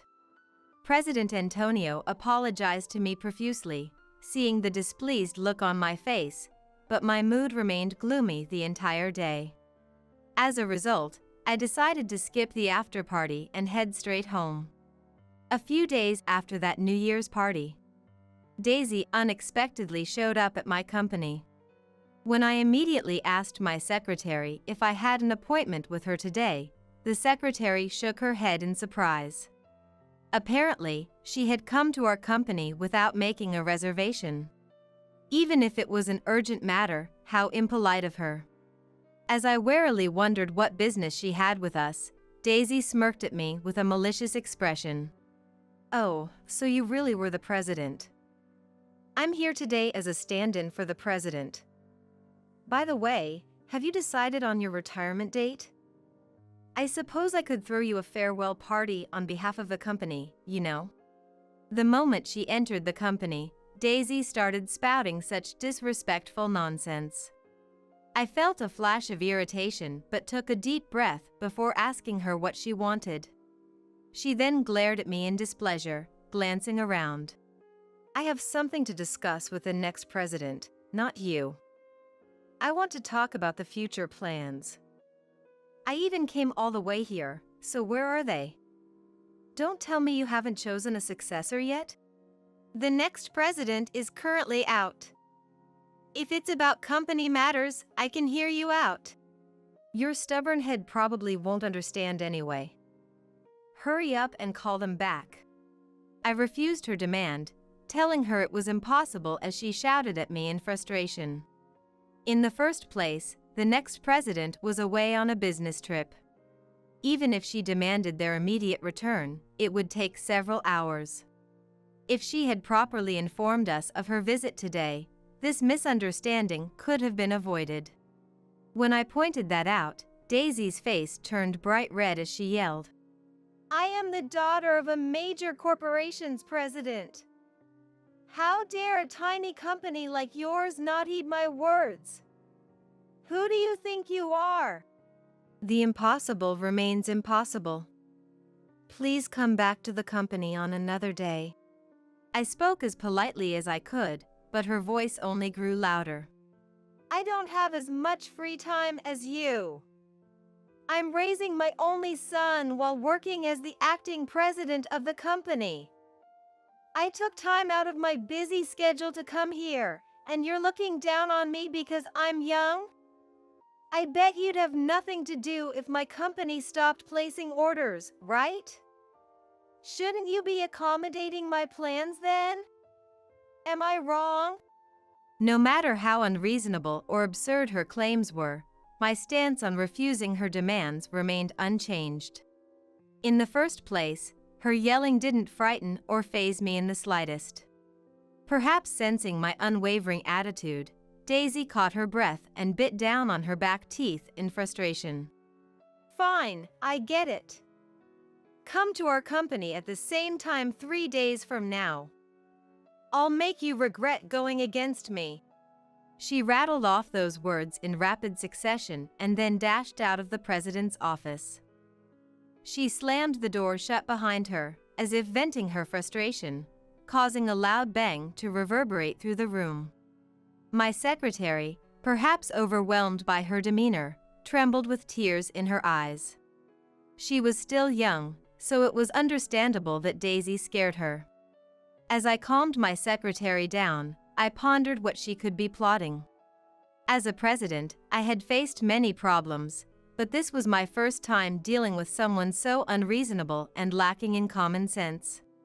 I might need to prepare myself to counter her, no matter what she threw at me. With those thoughts secretly in mind, I began to contemplate how to handle her next move. 3 days later, I headed to the president's office as Daisy had instructed. I had assumed President Antonio would be there as well, but when I entered the room with a bow, only Daisy was present. Sitting in the president's chair, she glared at me intently. Despite having done nothing wrong, it seemed I had completely earned her dislike. The discussion was unlikely to be a pleasant one. Thinking it unfortunate, I offered a gift as a conversation starter, but she accepted it only to thrust it at the secretary standing beside her, showing no interest. Before beginning the discussion, I asked where President Antonio was. At that, she grinned as if she had been waiting for the question. According to her, he had gone out to resolve some trouble and had left the role of president to her for the time being. By the way, my mother knows nothing about running a company, so that's why I'm serving as the acting president. You probably didn't know, but I'm incredibly capable. Managing a company is a piece of cake for me, Daisy boasted, puffing out her chest with a smirk. From there, her self-praise began. Apparently, after studying economics in college and teaching herself business management, Daisy had been working at her father's company as the next president. It was thanks to her achievements that her father's company was able to establish overseas dealings. She had even decided to pass the company on to her son when she stepped down as president. Her husband had run off, refusing to acknowledge their child as soon as their son was born, but Daisy had overcome that adversity, raising her son properly and building her current position. Everything I do is right. You complained about my parenting methods the other day, but that's none of your business. You've got some nerve. With those words, she concluded her personal story. I responded with a vague acknowledgement and tried to subtly appease her. To my surprise, she was incredibly easy to win over and beamed at me, saying, "I'm glad you understand." She seemed to take great pride in her accomplishments. I continued to subtly praise her as we carried on our conversation. At this rate, I thought she might be easy to handle. However, she turned out to be a more difficult person than I had anticipated. "So, what was the matter you wanted to discuss?" I prompted, and Daisy finally got to the point. Daisy mentioned that she had some concerns about the products my company was supplying. I wondered if there were any areas for improvement, but she silently handed me the documents she had in front of her. The papers detailed the compensation my company was receiving. I couldn't quite grasp her intentions, but I accepted the documents and skimmed through them. However, I couldn't find anything amiss. As I tilted my head, wondering what this was all about, she smirked. "We've started making our own cheap products, so goodbye." For a moment, I couldn't comprehend her words. Even so, I'm sure my eyes were wide with shock. Seeing my reaction, she laughed heartily, clearly enjoying herself. "This is what happens when you go against me.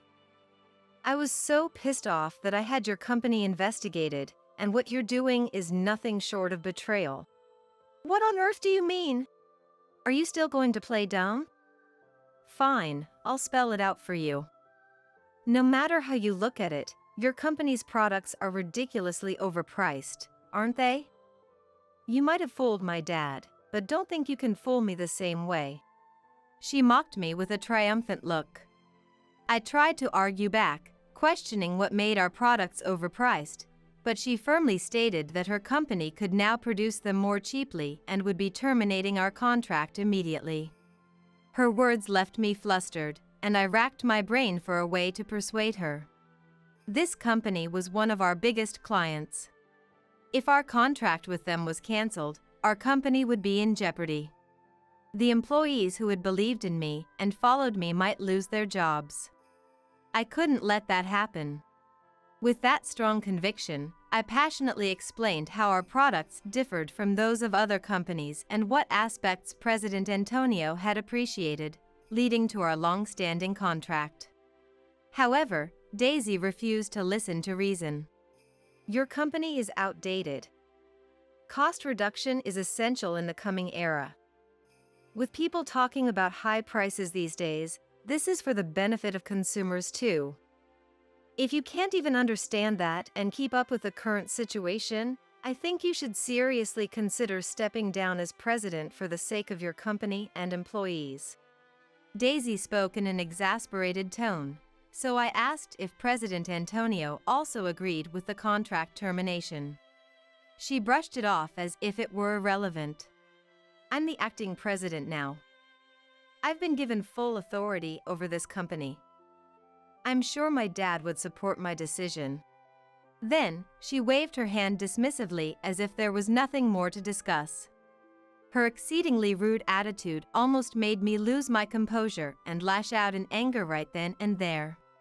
I'll bring the contract termination documents to your company tomorrow, so don't try to run away. Her words were laced with venom. I was about to resign myself to accepting the situation when a clever idea suddenly occurred to me. I understand. We won't deliver to you ever again, I said in a strained voice. She became cheerful and showed a smile. Her laughter would be short-lived. I returned to my company and began preparing to confront her when she brought the documents tomorrow. She had been so insolent that she couldn't complain if she experienced a bit of pain. With that thought, I quietly waited for tomorrow to come. The next day, 5 minutes before my scheduled meeting with Daisy, I was wrapping up some paperwork when there was a knock on the door of the president's office, and my secretary's voice rang out. Come in. I called out, and my secretary opened the door with her usual polite demeanor. Ushered in by the secretary were a triumphant-looking Daisy and a pale-faced President Antonio. I immediately thought that what I had set in motion yesterday was already taking effect and inwardly smirked. Thank you for coming, I said, offering words of appreciation before inviting the two to sit on the sofa. Daisy sat down on the sofa with a confident stride and slid the contract termination documents across to me. Beside her, President Antonio was sweating profusely, still seemingly unable to grasp the situation. Are you really going through with the contract termination? He asked in a feeble voice. To him, I simply replied, Of course, and picked up a pen. This is truly unfortunate. We are also shocked that it has come to this. Thank you for your patronage until now. Before signing, I looked straight at President Antonio and spoke in a calm tone. At that, his face turned even paler. Just sign it already, Daisy urged me, so I obediently signed the documents. Witnessing this, his face turned ashen, his eyes wide with disbelief. He must have been shocked that I signed so readily. Before I could finish signing, Wait a moment, President Antonio cried out. With that momentum, he leaned forward, pressed his head against the desk, and apologized in a strained voice. Please give us another chance. My daughter's rudeness towards you is my responsibility. Please, won't you reconsider? After shouting those words, President Antonio apologized over and over, pleading with me. Surprised by her father's sudden behavior, Daisy's eyes darted around in confusion. Wait, stop! What's going on? You apologize too. At this rate, our company will. What is this about? What did you do? She questioned me in a panic. I calmly explained to her. When I told them that our company would be terminating our contract with yours, the presidents of the companies under our umbrella all said they would cut ties with your company as well. I merely informed President Antonio of that. At my words, her eyes grew wide. Beside her, President Antonio held his head in his hands, sobbing uncontrollably. I observed the two of them with a cold gaze. How did this happen? It's your fault. You went and unilaterally terminated the contract. Agatha is my benefactor. The reason I was able to grow this company so much is because she supported me. And you destroyed that in a single day. He finally couldn't take it anymore and glared at her with bloodshot eyes.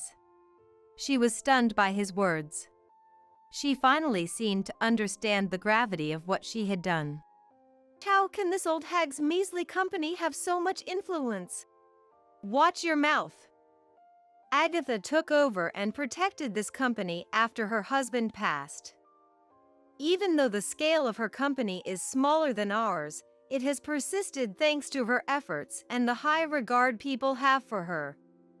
This outcome is only natural. I was the one who was wrong. If I hadn't trusted you just because you're my daughter, this wouldn't have. He clung to me in desperation. He begged me to somehow forgive them for this incident. Seeing him in such a state nearly moved me to pity, but I steeled myself and maintained a stern expression. All of this was to ensure that our company would never again face such a threat. Amid all this, Daisy's cell phone rang loudly. She said it was a work call, so I urged her to answer it. After hesitantly picking up the phone, Daisy's face immediately turned pale, and her mouth fell open. What? What did you say? Daisy arched her back in surprise. Seeing her reaction, President Antonio asked what was wrong. The cost-reduced products I made to replace the ones from here have arrived, and they're all defective. How can this be? Those simple parts should be easy to replicate with our technology. Watching her flustered state, I chuckled softly. Apparently displeased by my laughter, Daisy turned to me with a bright red face, glaring accusingly. That's impossible. Those products utilize unique techniques that our craftsmen have honed over generations. Even if you manage to create similar imitations, they won't be usable. Huh? Our company and yours have different histories, you see. I said that with a boastful attitude, seizing the opportunity. This is what happens when they underestimate my company's craftsmen. Also, our manufacturing methods are trade secrets, so we haven't taught them to your company's craftsmen. Even if you knew how to make them, we have patents, so you can't copy and produce them. If you made them in secret, our employees would notice right away. Well, I suppose it doesn't matter to your company now that the contract is being terminated. Upon hearing my words, Daisy was left speechless. For a few seconds, silence filled the president's office. Both of them had lost their will to fight, their faces ashen. Seeing their reactions as I had expected, I was mostly satisfied, but I decided to execute phase 2 of my plan. Do you want to pretend the contract termination never happened? At my words, President Antonio's head shot up. Seeing him nod vigorously, even as tears streamed down his face, I made a certain proposal. However, there is one condition. From now on, you must never let Daisy be involved in management. I can't trust her. In fact, from the moment I heard she was the next president, I had no intention of continuing business with your company. The future of a company led by someone like her is set in stone. What will you do, President Antonio? Without hesitation. I understand, He replied. Hearing his answer, Daisy angrily confronted him. Why? I've been studying to take over the company. You know how talented I am, don't you, Dad? Who else is going to succeed you if not me? In the first place, you're the one who decided you were the next president on your own, right? I never intended to entrust the management to you. There's a woman among our company's executives who is more capable than you. I wanted to leave the company to her. But then you said you wanted to be the next president, so I... Don't tell me, that impudent woman? I absolutely won't accept that. It seemed she had forcibly claimed the position of the next president. I hadn't met the woman they mentioned yet, but she, biting her lip in frustration, spun around to face me. Don't tell me you did this because that impudent woman told you to. She cast unwarranted suspicion on me, but I shook my head. I don't know who that woman is. But President Antonio, if she's truly competent, I believe choosing her is the right path as a president. Through this incident, have you learned the consequences of being lenient just because she's your daughter?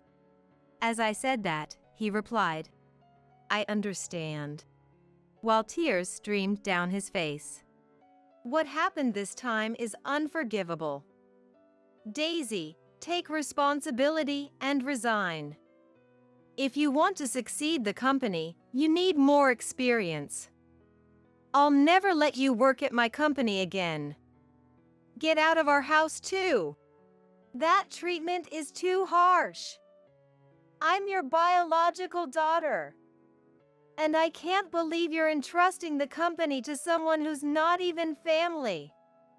Martin is already studying to take over the company in the future, you know. We need to talk about Martin as well. I never reprimanded your attitude towards him because I believed you were growing into an adult. But I always had this nagging feeling that your education wasn't benefiting Martin. What are you saying? I'm his mother. You're going to take a child away from his mother? That's just cruel. Daisy glared at him as she said that, but he maintained a serious expression and intimidated her with a low voice, saying they needed to have a family discussion. Hearing his tone, she swallowed her words and hung her head. I believe we're done here. Let's forget about the contract termination. I look forward to working with you in the future. I'll personally speak to the presidents of the other companies as well. As I said that, his complexion improved somewhat. Daisy looked frustrated, but seemed to have no intention of saying anything more. He dragged her out of the room as she kept her head down.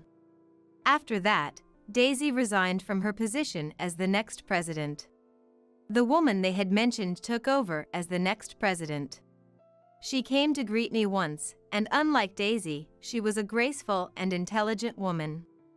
Apparently, she was really kicked out of the house and told not to return until she could support herself. After a thorough discussion about Martin, he chose President Antonio over Daisy. Daisy reportedly cried about being an unlucky parent, but it seems he had been constantly oppressed by her and found it painful. President Antonio empathized with Martin's feelings and decided to raise him. Even though her child was taken away, Daisy threatened, I'll sue you. But with Martin's testimony, her lawsuit apparently didn't hold up. In the end, she was forced to leave the house and live on her own. The presidents under my company resumed their dealings with President Antonio. However, due to this incident, his standing took a significant hit. He was shocked to see his company's performance, which had been steadily rising, now stagnating. Furthermore, various plans Daisy had carried out at the company without permission came to light, resulting in billions in losses. It's unclear whether President Antonio's company can recover, but since he bears some responsibility, I hope he reflects deeply on this. My company avoided the contract termination and maintained its performance. In fact, as President Antonio desperately tried to regain his company's performance, we received a flood of orders from him, increasing our revenue even more than before. Moreover, an overseas company that had taken notice of my company directly proposed a business deal. By accepting that deal, my company successfully expanded overseas. Faced with rewarding work, our employees united and even succeeded in developing new technologies. Seeing my employees working with bright expressions, I wholeheartedly feel that it was truly worthwhile to diligently protect this company. You're really clueless, aren't you? The inheritance, the inheritance. Hand it over already, said Mary, my sister-in-law, barging in as soon as the front door was opened, happily talking at her own pace. Despite not being close, her sudden demand left me baffled. If it weren't for Henry, I wouldn't even want to come near such a gloomy place. Indeed, to Mary, adorned in flashy clothes and accessories, the home of her contrasting brother Henry and his daughter-in-law, me, must have seemed dreary.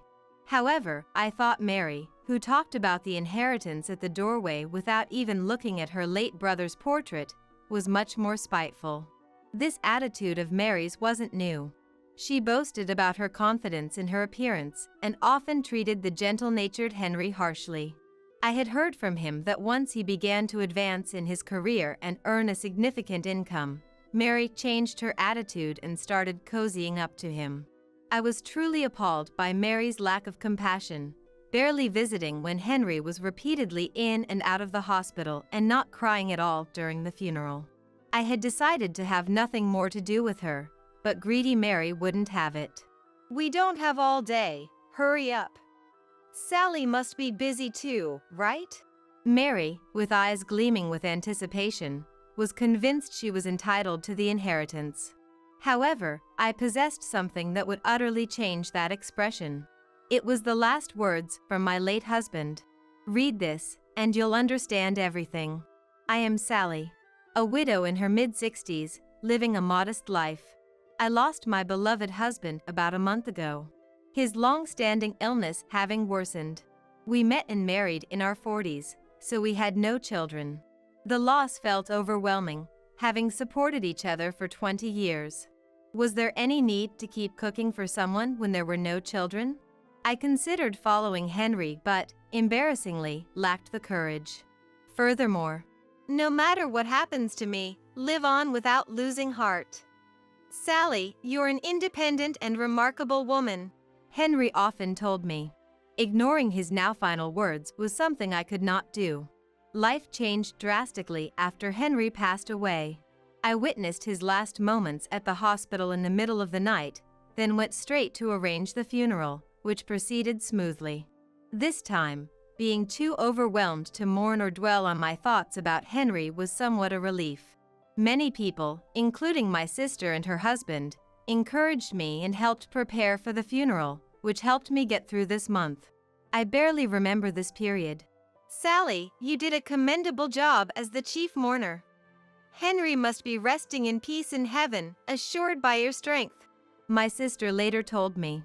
Though everything was new and I was constantly on edge, which led to a few days of illness, it wasn't all bad. More people attended the funeral than I had anticipated. Henry had worked at a renowned company and was a senior executive, so I expected many attendees I wouldn't know. However, colleagues from the company praised Henry's character and some even shed tears. Among them were people who had traveled from overseas branches, sharing stories of going out for drinks with Henry during his business trips. It was regrettable that I couldn't spend ample time with each of them, but I made sure to note down everyone's names and addresses to send thank you notes and small tokens of appreciation later. My sister and her husband took care of these arrangements, allowing me some respite now. I'm endlessly grateful for Henry's gentle nature, which, I believe, made this possible. I want to boast about being blessed with such wonderful people, but lately, I've had doubts. Primarily because of his sister, my sister-in-law, Mary. Despite being 12 years younger than Henry, Mary is still youthful compared to women her age. Her high sense of beauty made her somewhat of a celebrity in the neighborhood. And she is well aware of it, seemingly enjoying her days enhancing her beauty. I have no issue with that. Though she's turning 58 and the appropriateness of wearing miniskirts is debatable, it's not for others to judge, so it doesn't bother me. The problem lies in her constantly making snide remarks towards me. I'm not as pretty as her, nor do I share her enthusiasm for yoga and spas. Sally, you always look so dowdy. Aren't you embarrassed? Henry was wealthy. Why didn't he marry someone more beautiful? She'd say, evaluating what I wore as if appraising my worth whenever we met. What's with using an unknown brand bag at your age? And those shoes, how long have you been wearing them? You were wearing those the last time we met, right? It's easy for me to tell when someone lacks taste, even if their clothes are nice, because it shows in their accessories. Won't Henry buy you any? He doesn't desire material things, so if you asked, he would buy them for you, wouldn't he? I have enough bags and shoes, though not as many as her. Being called sloppy is one thing, but I've never been one to hoard items. In fact, I make it a point to discard at least one old item whenever I buy something new, so my home is rather clean. Whenever Henry asked me if I wanted anything for our anniversary or my birthday, I would plan a trip without hesitation. I've always believed that memories are invaluable and cannot be bought. Now that he is gone, I'm glad I made those choices. Mary would mock me indirectly with her remarks. Henry wasn't much to look at, so in that sense, you're well suited. But you must have married him for his money, right? No matter the insult, she always concludes with this. This is the issue I have with Mary's behavior. She spreads rumors among relatives that I married Henry for his money. Apparently, there were plenty of women who approached him with that intention. He wasn't one for gambling or nightlife. His hobby was mostly fishing, so I remember being surprised by the amount of his savings when we got married. However, I never intended to splurge his wealth. At that time, I had been working for 20 years at the same company and had my own savings, though not as much as him. Sharing similar values about not spending excessively was one reason we got married, not because I was after Henry's money as Mary claims. I've tried explaining this to her and asking her to correct this misunderstanding with our relatives, but she never listens. It seems she's decided we're incompatible and constantly finds fault with me. Say has always been fiercely competitive, and Henry, during his lifetime, tried to avoid her as much as possible. This might be why she barely helped with Henry's funeral arrangements. Indeed, I was the chief mourner, but whenever Henry fell ill or was hospitalized, she would never offer words of concern, no matter how often I contacted her. On the contrary, there was a time when she got angry and said, "Don't contact me about every little thing." After that, I internally decided not to inform Henry about anything that happened. However, thinking that letting Henry know could affect his condition, I would lie gently in front of him, saying, "Mary was worried about you." In the end, she never showed herself to Henry before he passed away, so even at the wake, she maintained an attitude as if she was there out of obligation, almost as though it was someone else's problem. Yet, ever since she heard Henry was ill, she hardly had an appetite and cried so much she couldn't cry anymore. Maybe that's why she looks so down now. She said she couldn't visit the hospital because she didn't want to see Henry in a weakened state. The relatives whispered. Hearing this, I was overwhelmed with an indescribable frustration and, compounded by the shock of losing Henry, tears began to blur my vision. Mary, spoken of as a tragic heroine, had skin too radiant for someone who supposedly lost their appetite, and naturally, there were no tear stains or signs of swollen eyes. Despite telling me not to contact her, she seemed humble in front of the relatives. If my sister hadn't been there to sense my feelings and tactfully lead me away, I might have lost my composure and shouted something at the relatives. Knowing Mary could not even show respect for the deceased, I resolved to have nothing to do with her going forward. After the funeral, I gradually sorted through Henry's belongings, balancing work and household duties, and at the same time, started to regain my composure. At first, each item of Henry's that disappeared felt like erasing a memory, but I reminded myself that the memories with Henry were held most dearly in my heart. I cherished the time spent with those who attended the funeral, slowly reclaiming my tranquil life. Then, predictably, it was Mary who disrupted these peaceful days. She rang the doorbell and knocked repeatedly. Sally, you're there, aren't you?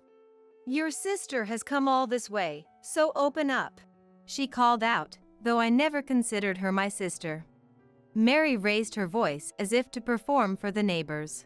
With laundry hanging outside, playing dead wasn't an option. What were you doing?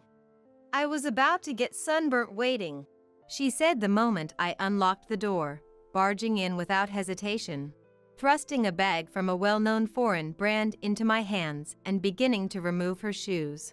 What's this all about? I managed to ask, to which she dramatically sighed.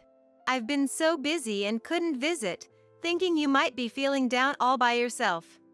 So, I brought something nice, she said, retrieving the bag she'd handed me to reveal its contents while standing. Accessories, perfume, and high-end baked goods similar to those Mary usually enjoyed, none of which seemed fitting for me. Did she really think I would be delighted to receive these? Moreover, her behavior today was unusually gentle. I may have been harsh on you before, but you were the woman my only brother chose. I didn't want to hand him over to a gold digger. But seeing you at the funeral made me realize you're different. Only someone who truly loved Henry could shed so many tears and give a speech with disheveled hair, disregarding what others think. It seems she's not used to praising people. Even when she tries to appease me, she can't help but comment on my appearance or actions. However, the way she looked at me carried a sort of passion, as if she was in the presence of someone she respected. Mary's overtly changed demeanor only left me utterly bewildered, as she continued to shower me with what seemed like compliments. Despite my growing discomfort from not knowing what she truly thought. I'm sorry. I still haven't settled the estate affairs. It's not in a state for visitors right now, I conveyed gently. Her eyes narrowed, returning to her usual cold gaze. Do you really think I came all this way just to see your annoying faces? She shouted. It's about the inheritance, obviously. You shouldn't have to be told that. What?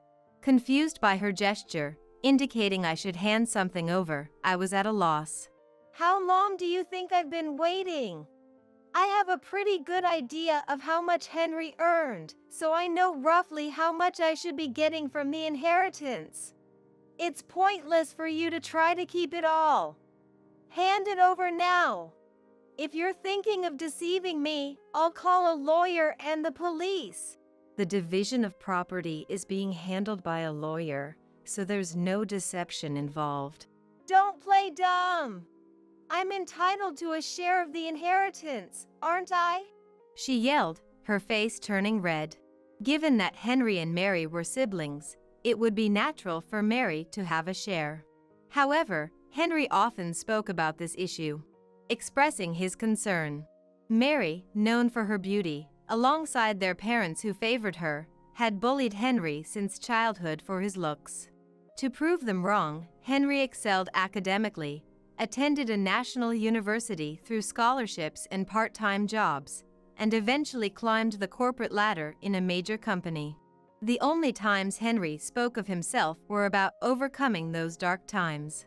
Naturally, anyone would be troubled at the thought of such a person receiving an inheritance. When Henry confided in me about this dilemma, I urged him to decide for himself. I only learned of Henry's decision after his passing. Unaware of this, her demeanor shifted dramatically, railing against me. For a daughter-in-law to almost take the entire inheritance, you're just as greedy for money. I always suspected something fishy about you marrying that plain man after 40. The only reason to spend a lifetime with someone who has no merit but his wealth. I listened patiently to your talk of love, values, and all that. Just give me half of your share right now, and I'll disappear. It appears the sweet words and gifts were just a ploy to wrest his inheritance from me. Having been a target of her animosity for so long, I had anticipated there might be ulterior motives behind her sudden change of behavior. Witnessing her brazenly shout in the entryway, I realized just how lacking her sense of morality was. I wondered what Henry, peacefully listening from heaven, would think of all this. I told Mary to wait there for a moment, intending to show her a particular document. Upon hearing this, Mary's eyes sparkled instantly. You really understand me. Let's go eat some delicious French cuisine with that money next time. And she blurted out something nonsensical. Not wanting to be swept up in Mary's pace, I retrieved the document from the back room without agreeing to her plans and handed it to her. Please, this is from Henry. You can have it, I said as I gave her the document, Henry's last letter. Essentially his will. Mary, sensing what it was, quickly opened it. Her eyebrows, meticulously shaped, moved up and down, clearly agitated by the letter's contents. What does this mean? I don't understand this. Her ignorance stemmed from her own choice not to see Henry. The words almost reached my lips, but seeing Mary collapse weakly into a seat, I doubted they would reach her now. The will stated that Henry bequeathed all his possessions to me, as a final gesture of appreciation for a life shared in mutual support and love, leaving a passionately written message too private to read aloud. Reading this, I felt a renewed warmth for Henry, who thought of me even while battling his illness, making it clear Mary would receive not a cent. Despite the clear answer, Mary, unable or unwilling to accept reality. What does this mean? She murmured. Her face paled, and no response came from her as I half forced her out and quickly locked the door. Through the door's glass, I faintly saw Mary's shadow sway and stagger away. Feeling relieved that she wouldn't bother me again after reading the will was short-lived, the next afternoon, Mary called. I never thought you could be such a villain, Sally. How dare you deceive me? Her fury was palpable even over the phone, sending a chill down my spine. But I had done nothing wrong, nor did I deserve to be slandered as a villain by her. I was about to respond with renewed determination, but she cut me off. You're probably feeling pretty good about knocking me down, aren't you? But sadly for you, you're about to experience real pain. This is your punishment for angering me. Don't think apologizing now will make me forgive you. I could vaguely understand she was talking about the inheritance, but I had no idea what she meant by me feeling pain or apologizing. Confused and silent, perhaps she thought my silence was hesitation, as she began to laugh loudly. See? It's too late for apologies. I'd love to visit you right now, but I have an appointment with my lawyer, so I'm busy. Her triumphant statement made no sense to me. Why she needed a lawyer or why she felt the need to inform me about it was beyond me. Instead of bothering with me, she could have gone to her usual yoga or spa sessions, I thought idly, only to be interrupted by her yelling. Don't you understand the situation? Talking to you is just frustrating, a real beauty killer. I'm not satisfied with the division of the estate and am preparing to sue over it. Whether you schemed in secret with your husband or not, it's inconceivable for a daughter-in-law to take everything. It's against the law. Thinking showing me Henry's will would silence me was a big mistake. To think you'd exploit a sick Henry for your gain, you have no conscience. I have a right to the inheritance, and I intend to claim it. It seems she was under the impression I was hoarding the inheritance. By manipulating Henry to write the will in my favor, which finally broke my silence. It would be a waste of your time to go. The will was directly handed to a lawyer by Henry himself. I only read it afterwards, so there was no trickery involved. Plus, I've been informed by the lawyer that you have no claim to the inheritance. So, I think it's best if you didn't bother, as you're unlikely to be taken seriously. My calm response only angered her further, her voice growing louder. What's with that attitude? You won't be able to act so smug for long. Just wait, I'm serious. I've been calling repeatedly since yesterday and finally got an appointment. The lawyer understood my determination. Surely, they'll be on my side and manage to get compensation from you. Just you wait. With those words, reminiscent of a cartoon villain, she hung up. Why she called when she wouldn't listen to anything I said was beyond me. Perhaps she thought the mention of a lawyer would rattle me, enjoying the thought of my unease. Far from reflecting on not receiving a cent from her own brother, she seemed rather invigorated by her resolve to take what she believed was hers by any means necessary.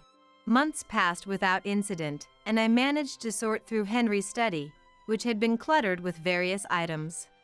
In parallel, I gradually packed up, leaving the house filled with memories of Henry and me. Henry had always wanted to retire to a quiet house in the suburbs, and I decided to fulfill that wish. Selling the house and land we lived in, I moved to an area where my sister and her husband lived, using the proceeds as a down payment. While it's regrettable we couldn't do it while Henry was alive, our dog Max, who had been with us for over 10 years, seemed to enjoy the new home. Letting go of the house meant I had far fewer belongings, but the thought of gradually making the new place comfortable brought me some hope for the future. Yet, the strange feeling of Henry's absence persisted, and the lack of furniture only seemed to amplify the loneliness. Especially when Max was sleeping, I found myself lost in thought more often than not, knowing it wasn't particularly healthy. As if interrupting my days, my smartphone suddenly blared one day. Half asleep and without checking, I answered during a TV show. You're trying to ruin me, you curse.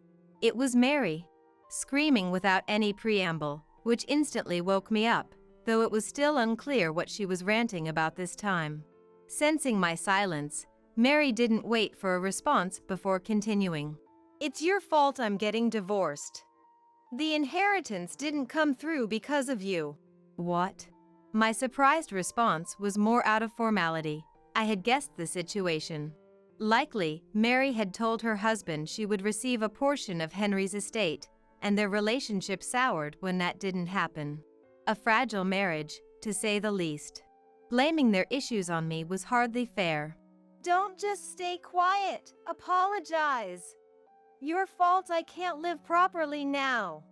What am I supposed to do all alone? Why don't you work? You're still young in your 50s. I retorted, causing Mary to fall silent. Whether irritated by the suggestion to work or caught off guard by the mention of her age, Mary needed to face reality eventually. If you were living on your husband's salary, you shouldn't need the inheritance, right? Why did it lead to divorce? My husband was after Henry's estate from the start. If Henry's inheritance wasn't coming through, then he had no further use for me. Despite having spent decades together, he claimed all was ruined because of me, a woman whose only assets he saw were her looks and money. He even said he wanted his time back, expressing his anger dramatically. Why should I be the one to get yelled at? My husband is a pitiful man with a low salary. I'm the one who wants my time back. I had only met her husband at family meetings and then yearly at Christmas gatherings. Like Mary, he had a flashy impression, fond of brand-name clothes, accessories, and luxury cars. Given her mention of his low salary, it's likely they both had been eyeing Henry's wealth for some time, probably spending recklessly without any savings. Having lived lavishly on her husband's dime, Mary wasn't in a position to make claims. Marrying someone for their money and then squandering it was their own fault. Even after consulting with a lawyer, I was turned away, told I had no claim to any inheritance. Everyone's making a fool of me. But you're the one I can't forgive. If it weren't for you, none of this would have happened. Despite my warnings, she went to the lawyer, only to face the embarrassment I predicted. Sally, you must have brainwashed my husband, right? He said he should have married someone like you. Why does he mention your name? You must have seduced him behind my back. That's the only explanation. Why would you think that? I don't even have his contact information. Lies. He's never praised a dowdy middle-aged woman before. You must have seduced him and had an affair. Confess, and if you give me the inheritance, I might forgive you. This is nonsensical. Frustrated by her baseless accusations, I ended the call. The house was already being demolished, and the land was sold, so she couldn't come after me there. I hadn't given her my new address, making future encounters nearly impossible. Just to be sure, I blocked her number, determined to live peacefully. Half a year passed, and Max adapted well to our new life. My sister and I went out to eat once or twice a month, enjoying our days. My recent health checkup showed no issues, and the local shops provided convenience, leaving little to worry about except for that phone call a few months back.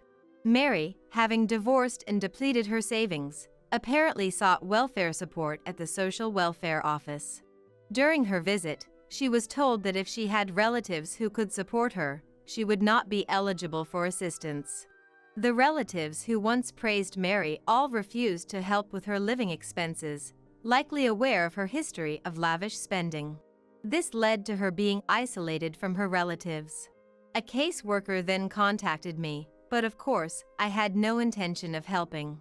Considering how she and her ex-husband had approached us with financial motives and her disrespectful behavior even at the funeral, I felt no obligation to assist her now.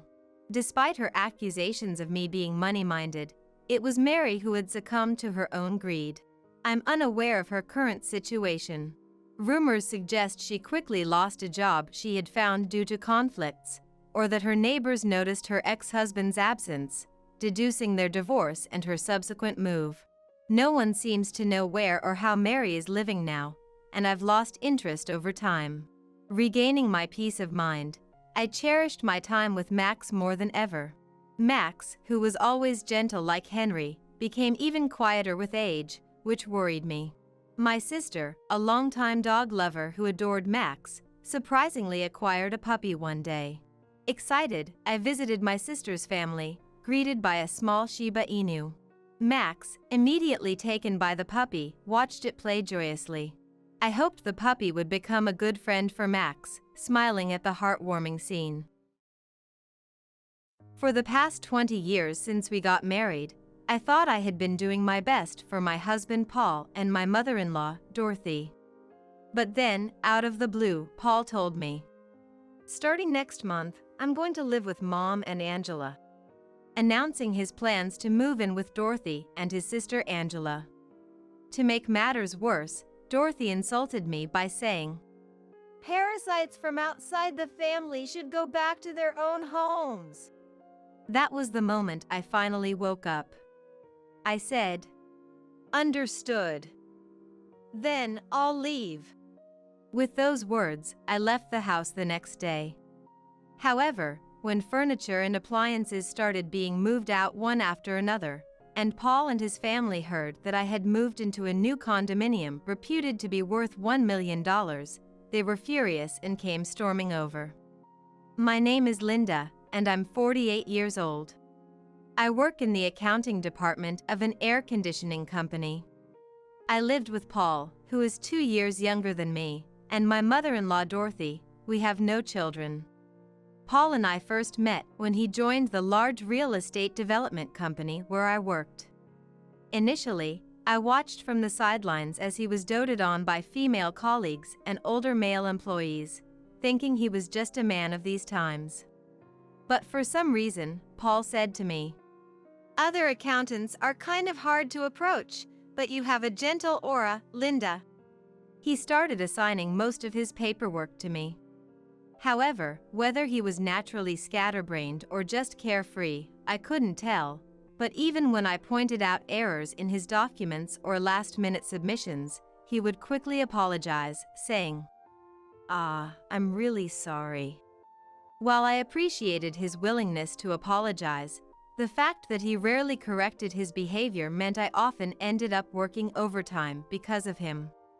It seemed clever, or rather sly, to keep up a cheerful facade, but each time I couldn't help feeling a bit troubled inside.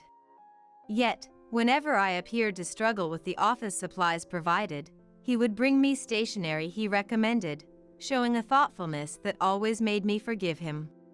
In the end, I was being won over, just as he was, by taking care of him. Our relationship took a significant leap forward when I fell ill on the commuter train. Perhaps due to staying late at work during the busy season, I suddenly felt dizzy. Somehow, I managed to endure until I reached the station closest to our office, but then I slumped over on a bench on the platform, unable to move and fighting the nausea that was creeping up on me. Noticing my condition, Paul, despite my protests about getting his suit dirty, carried me to the station's medical room, following the station staff's instructions. Afterward, I took some medicine I had with me and lay down for a while. Eventually, the dizziness subsided, and I contacted the office again, only to be instructed by my boss to go home for the day. Moreover, Paul, who had stayed with me, was ordered to make sure I got home safely. Though I initially refused, I ended up letting him escort me home. The next day, I went to work as usual, apologized to my boss and colleagues, and then visited Paul in the sales department to explain the situation to his boss and apologize. "I really inconvenienced you, and I want to do something to make it up to you. How about this? Treat me to dinner this Friday. I'm short on cash right before payday." Paul's innocent request made me burst out laughing, and I agreed. While I intended it to be a one-time meal, he insisted. "Now that I've gotten my paycheck, let me treat you this time as a way of saying thanks." A reciprocation of thanks, and then another, somehow led to us being seen as a couple by those around us before we knew it. But when I rushed to deny the rumors, I found I was the only one in a panic. Paul, ever the laid-back one, said, "There's no need to deny it so desperately. I don't mind being thought of that way." Just like that, we came to be treated as a couple by everyone around us. And 2 years later, when I turned 28, "Maybe it's about time we got married. It would probably make everyone else feel more at ease," he suggested, and we got married. However, I had intended to keep working, but it was unexpected when Paul, who also worked at the same company, told me it was suffocating and asked me to quit. "Considering your age, shouldn't you focus on having children first?" Similarly to Dorothy, Paul also strongly suggested that I resign from my job. Moreover, while we had hoped to live in a condominium about 30 minutes away by train if we were both working, the conversation about living with Paul's parents came up. In fact, my father-in-law had passed away 10 years ago, and ever since my sister-in-law Angela, who is 4 years older than Paul, got married and moved out 3 years ago, Dorothy and Paul had been living alone together.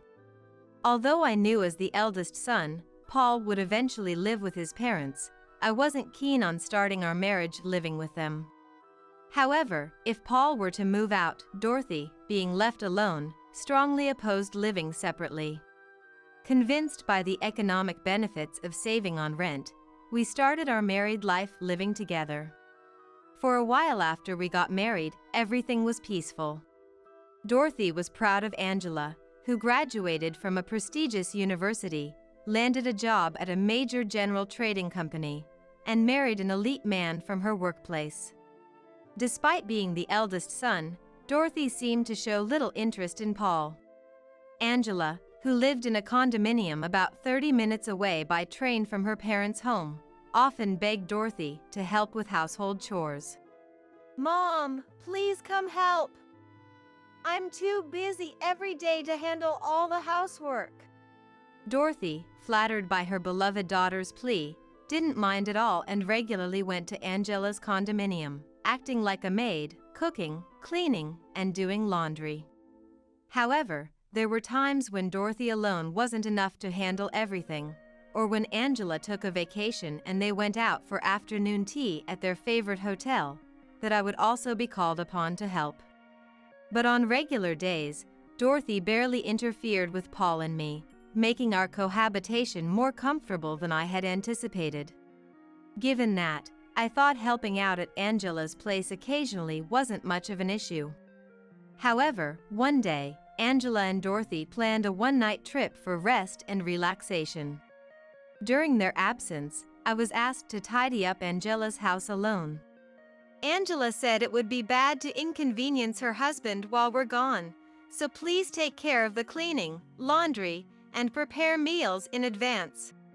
After sending Angela and Dorothy off and receiving the keys, I entered Angela's condominium and began doing the household chores as instructed. Cleaning, laundry, ironing, I went about my usual routine. But when it came time to store the prepared dishes in the fridge, make sure you chill his favorite brand of beer. He gets grumpy if it's not cold, I remembered being told. Checking the fridge, I found not a single bottle of the crucial beer. Only the mineral water and beauty drinks Angela drinks every night. I should have checked before going shopping. I regretted, but it was too late. Reluctantly, I headed to the nearest supermarket, only to find they didn't stock the specific brand of beer. The beer Angela's husband preferred was a Belgian brand, not as readily available as domestic brands in any supermarket. Initially, I thought finding it would be easy if I just went to another store, but after visiting nearby supermarkets and drugstores that also sell food, I couldn't find the brand anywhere. Back then, map apps weren't as widespread, and I wasn't familiar with the area around Angela's condominium, so I had no idea where to find what stores. Despite rushing around in a panic, I couldn't find it, and time was running out. Eventually, I caught a taxi to a liquor store a bit further away and finally found the beer. By the time I returned to the condominium, it was nearly 5 p.m. I just wanted to put the beer in the fridge and head home. As I entered Angela's room, I saw her husband, Charles, standing in the living room.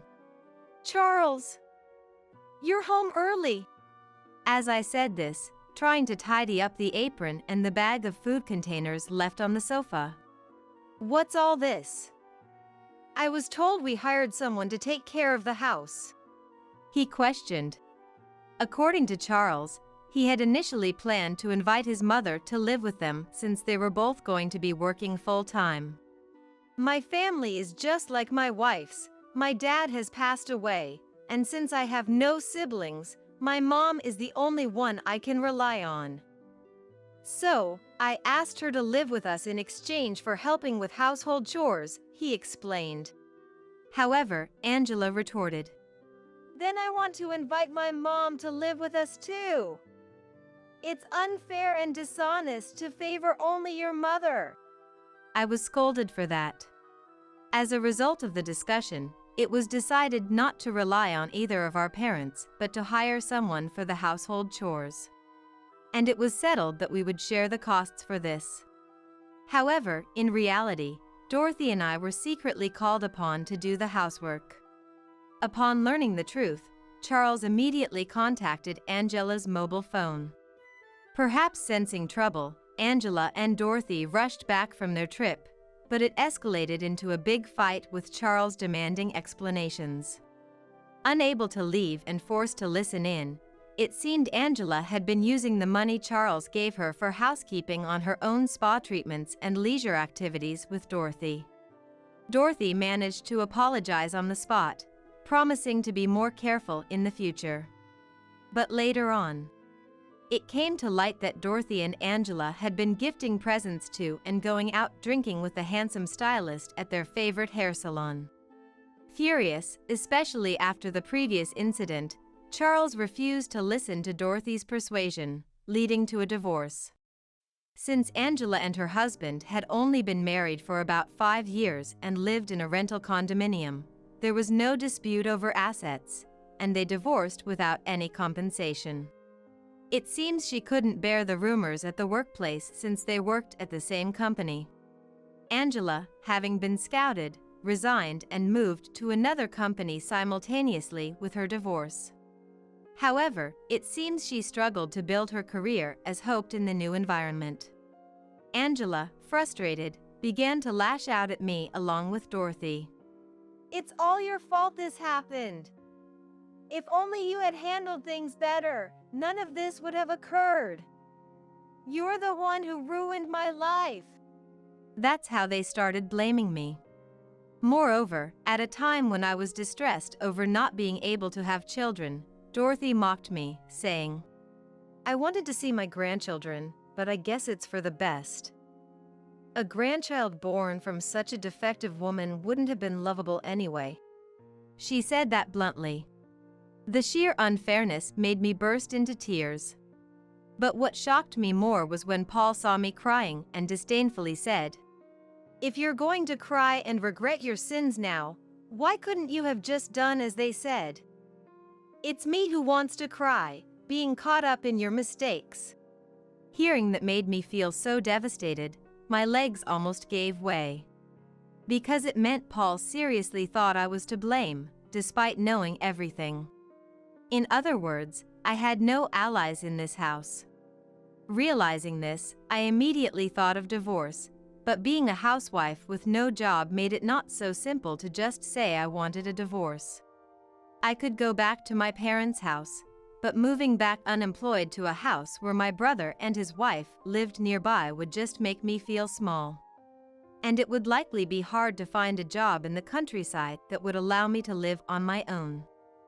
So, I decided to focus first on establishing a financial foundation, swallowing my pride. I found a part-time job in accounting, secretly relying on connections from my previous job. I got permission by tearfully telling Dorothy and Paul.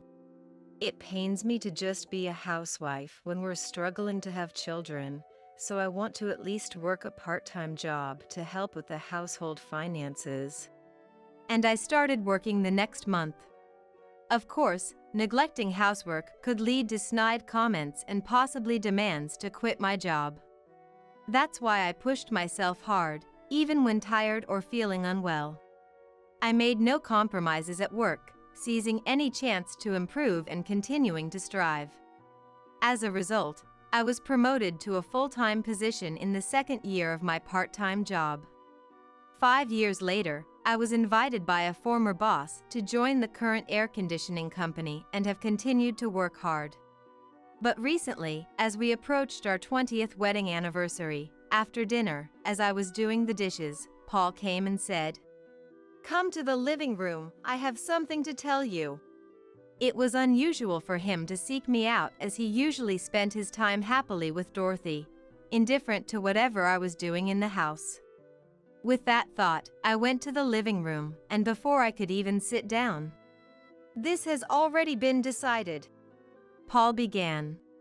Starting next month, I'm going to live with Mom and Angela, he declared. Dumbfounded, Dorothy added, Angela's been overworked at her new job, got sick, and needs to recuperate at home. It's best for her to relax here, and if that's the case, it's better without an extra mouth to feed, right? Then, coming over to my side on purpose, she said, Parasites from outside the family should go back to their own homes, making a shooing gesture at me. They watched my reaction with a malicious smile, but inside, I smiled at the thought of being freed from this hassle. Then I slowly smiled at them and said, I understand.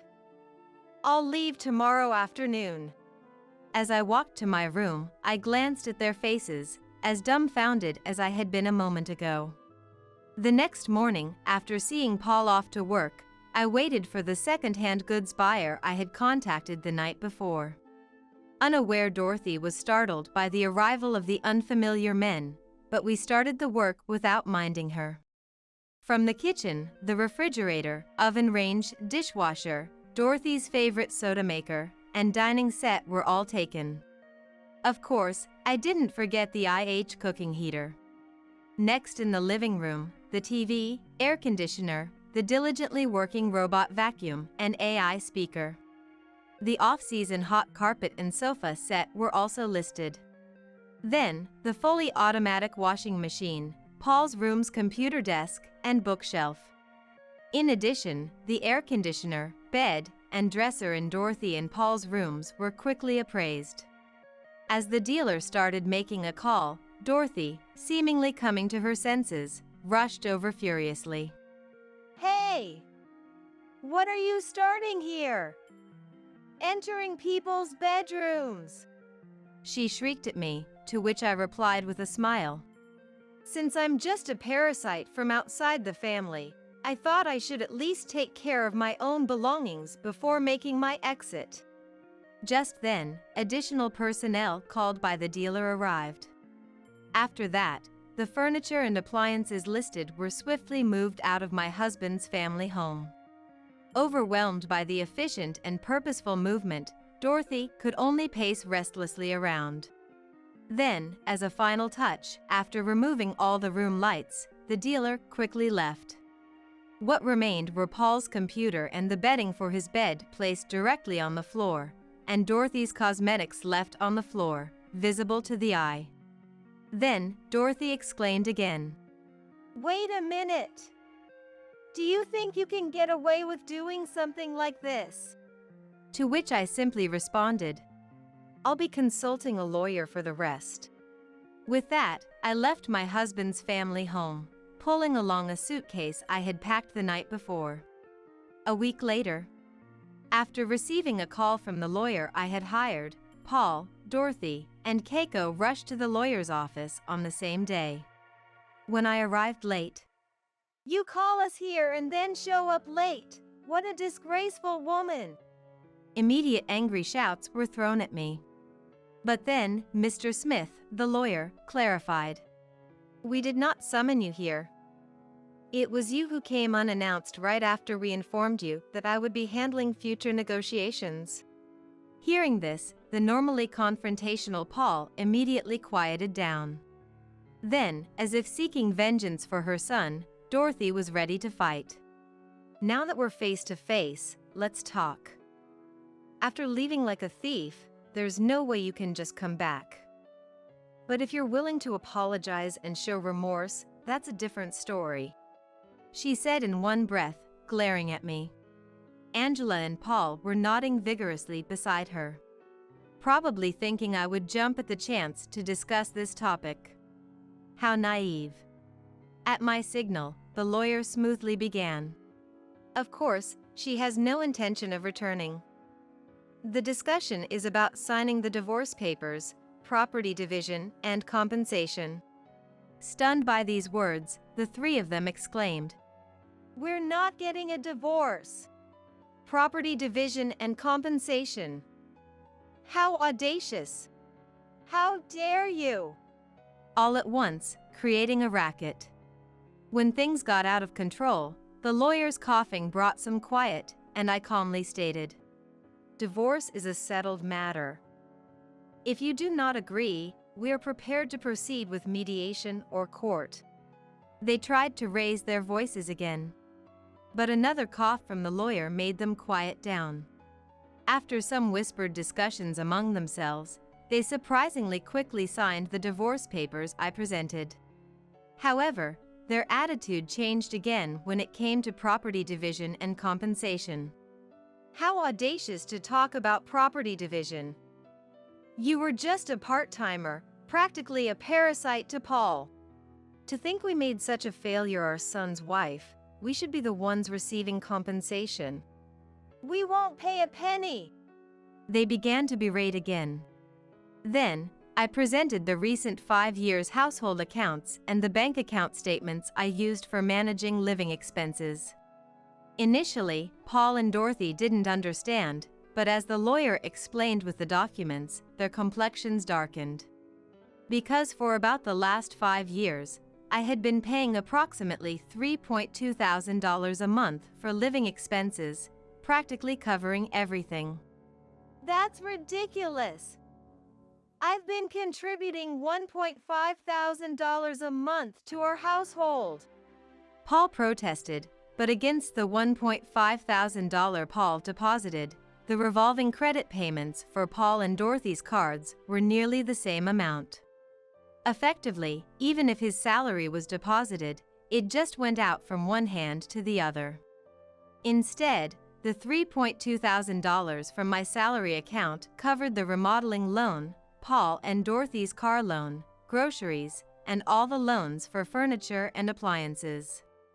In the past 5 years, since Linda became the head of the accounting department at her current company, almost all of her income went into the household. That amounts to about $190,000 in total. Despite such contribution, it's quite something to be called a parasite, the lawyer stated. The three were wide-eyed, flipping through the documents, but what the lawyer stated was an undeniable fact. Realizing they were at a disadvantage, Dorothy suddenly said, "Hey, Linda. We were once husband and wife, daughter-in-law and mother-in-law, and sisters-in-law, weren't we? Let's stop fighting and walk our separate paths peacefully." She tried to appeal to me with a conciliatory tone. I responded, "Yes, that's right. And I also let my temper get the best of me the other day and sold off all the furniture and appliances. Let's both act like adults and part ways peacefully." With that, I requested the lawyer to draft a divorce agreement. We both agreed to renounce our rights to property division and compensation in the divorce agreement. After making it official with a notary public, Paul and I shook hands, ending our 20-year marriage. But the story didn't end there. After completing the procedures, Paul, Dorothy, and I went our separate ways. 2 months later, I began receiving numerous messages from them on the only social media account I hadn't blocked. Initially, I ignored them, but the constant barrage of messages, day and night, became too annoying. Hearing they had even shown up at the lawyer's office demanding to see me, I decided to meet them one last time to set things straight. This time, I arrived a bit earlier than the agreed time, but Paul and the others were already there, looking restless and somewhat shabbier than before. As soon as they saw me, Paul barked, "You bought a room in that new condominium in front of the station, didn't you?" I had chosen a property not affiliated with Paul's company, but they must have found out somehow. Then Dorothy joined in, yelling, "Where did you hide that money? If it's from during our marriage, it should be shared property, right? Coward!" Their noise was unbearable, so I reminded them that we had both agreed to waive our rights to property division. They seemed to have conveniently forgotten anything unfavorable to them. Paul and my mother-in-law turned pale, but quickly retorted, "That's the same as being tricked. The one who hid it is to blame." The lawyer then coolly stated, The funds for Linda's condominium purchase came from the sale proceeds of stock options she had received upon joining her current company. This does not fall under marital assets. If you still claim rights, we'll see you in court. Paul fell silent at that. But Dorothy went even further. "Oh, is that so? If that's your attitude, we'll take this to court or whatever it takes." Saying this, she huffed angrily. I then countered, "In that case, I'll also file for damages." The psychological damage wasn't minor, considering you were so openly looking for a new partner even before our divorce was finalized. I laughed as I said this, making Dorothy's face go pale. Next to her, Angela, who had been sitting dazed, also turned white when I added, "Of course, Angela, I'll be claiming damages for the emotional distress you've caused me. I've kept all the evidence of the verbal abuse and harassment you've inflicted on me after your divorce from Charles."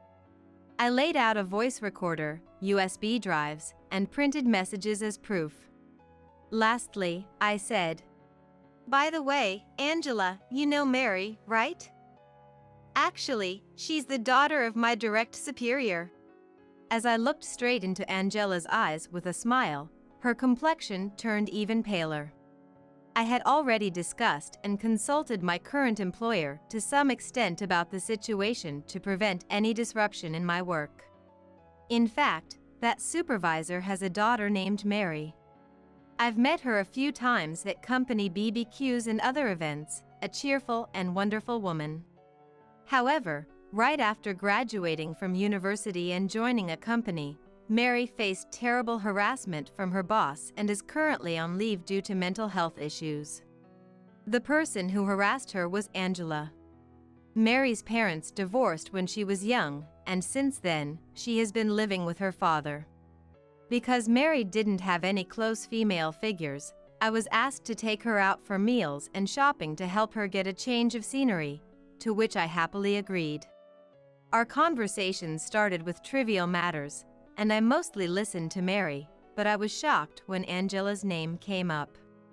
At the same time, I learned that Angela's so-called medical leave was a complete lie. She was actually under a home stay order because her treatment of Mary had become a problem at work. This prompted me to start preparing for a divorce as quickly as possible. If Angela were to be demoted or fired, she would undoubtedly end up moving into my husband's family home. That would put me in an even more difficult financial and mental position.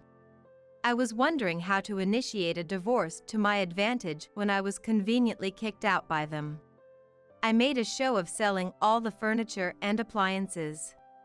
I pretended to make a sacrifice by giving up claims to property division and compensation. The reason I made a notarized document was because of the new share options.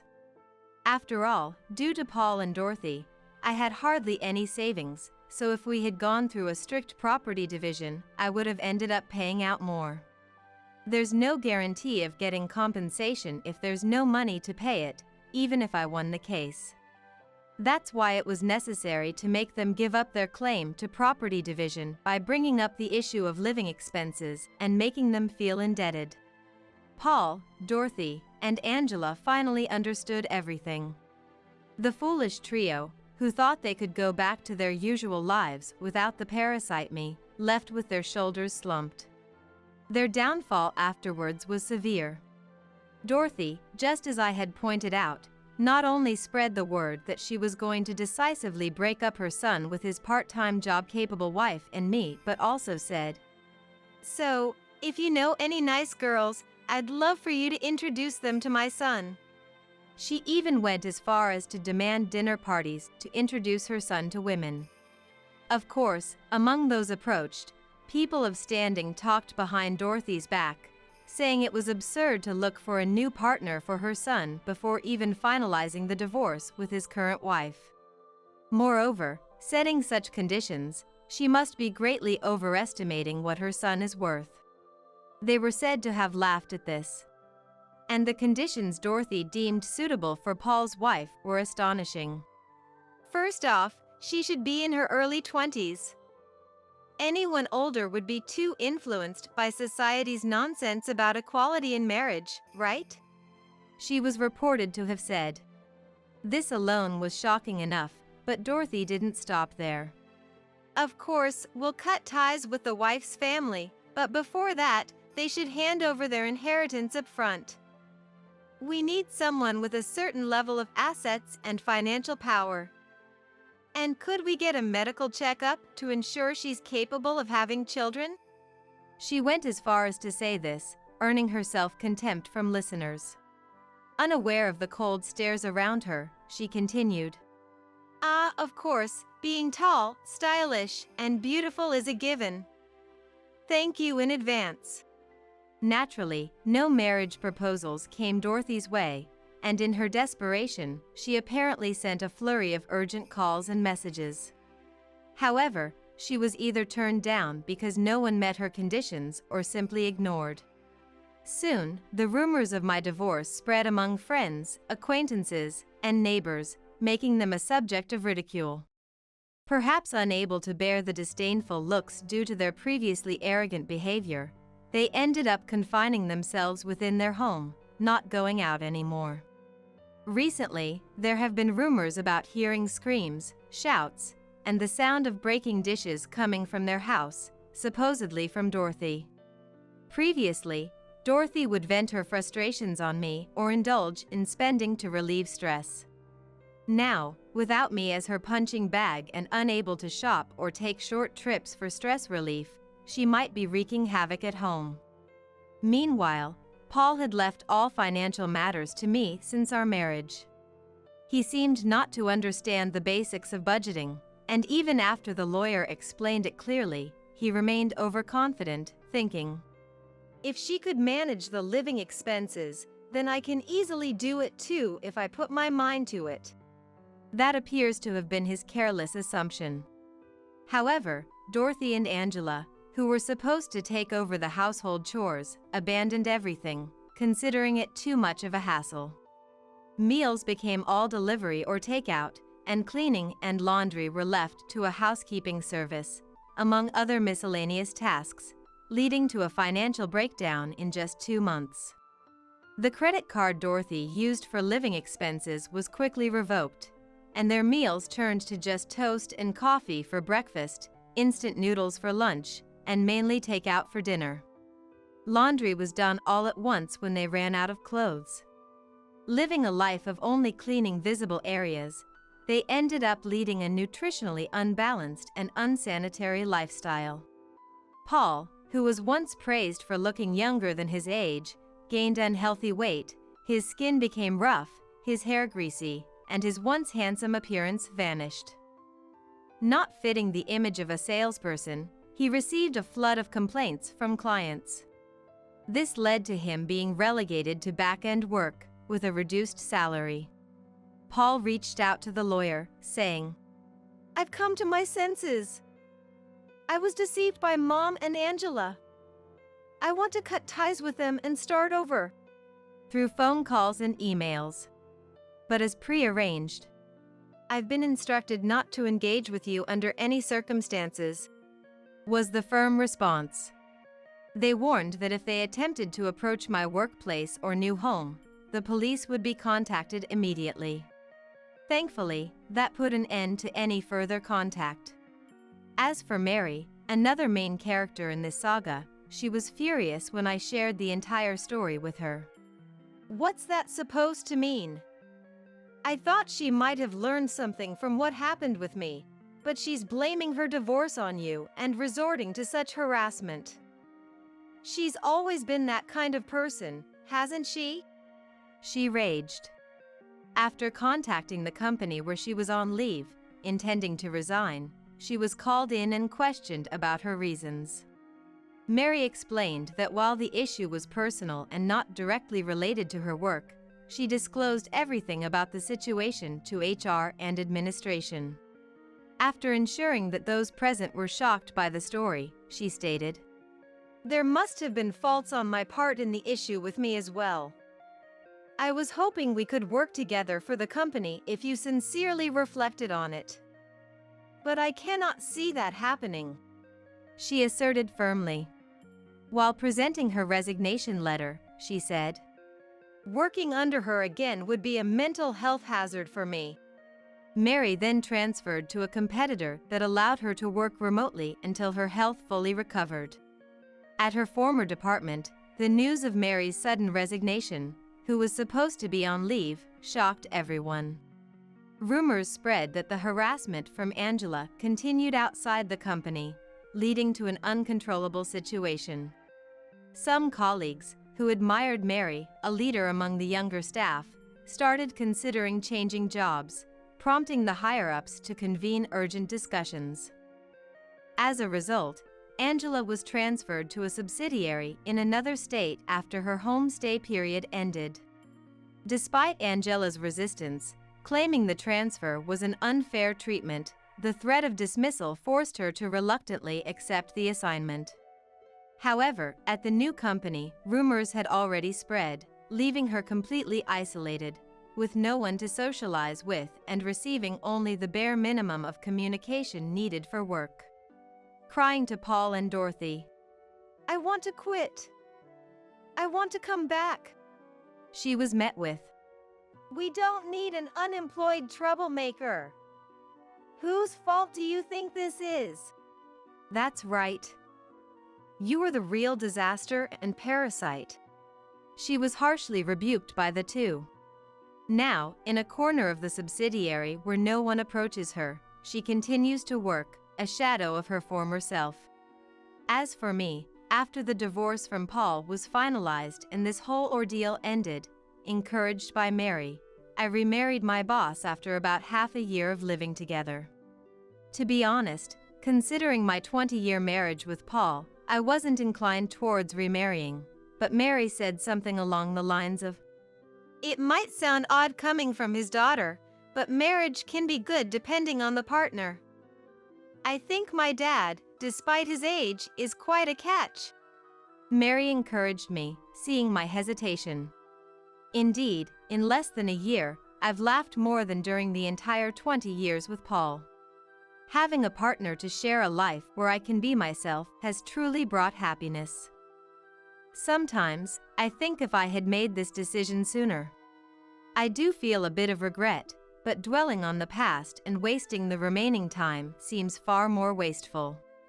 I plan to cherish the peaceful life ahead with my new husband and daughter.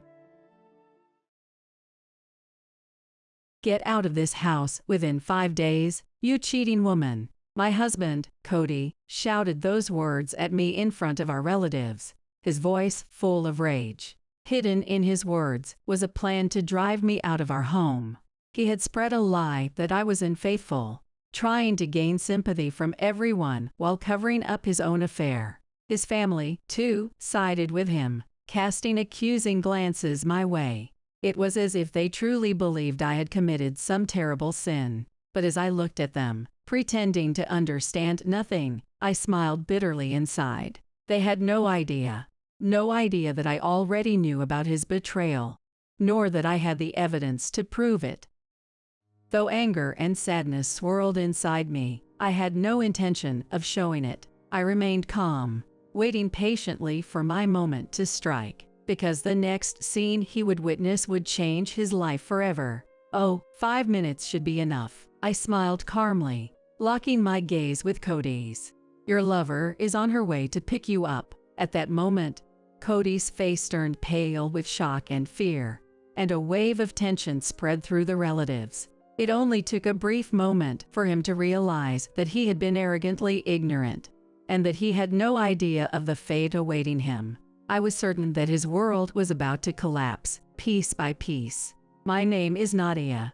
Cody and I had been together since college, and married after 10 years of dating.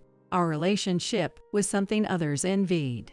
We understood and supported each other, always chasing the same dreams. That was our normal life. After we got married, he became consumed by his demanding job. His work hours grew longer, and it became common for him to come home late at night. Still, I was content, waiting for him to return home and spending peaceful moments with our children. When they were young, I decided not to work and instead dedicated myself to raising them, believing it was my duty to support him.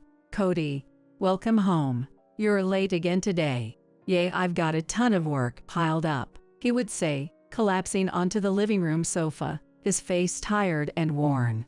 Seeing how exhausted he was, I tried my best to comfort him, cooking his favorite meals and creating a relaxing atmosphere. But at some point, his attitude began to change. Maybe it was the stress of work, but he started saying heartless things to me. "Hey Cody, is everything okay lately?" "Okay. What do you mean?" "Well, you just seem tired, and I was worried. If you've got time to worry about me, why don't you try taking better care of the house?" His words pierced my heart with a sharp pain. He never used to talk to me like that. I couldn't understand what had changed him so much. After that, Cody's business trips started increasing suddenly. He used to spend weekends with the family, but now he was hardly ever home, even on weekends. At first, I told myself, it's just work. It can't be helped. But over time, my unease grew stronger. One day, I finally decided to confront Cody. "Cody, are these really business trips?" You've never had this many before."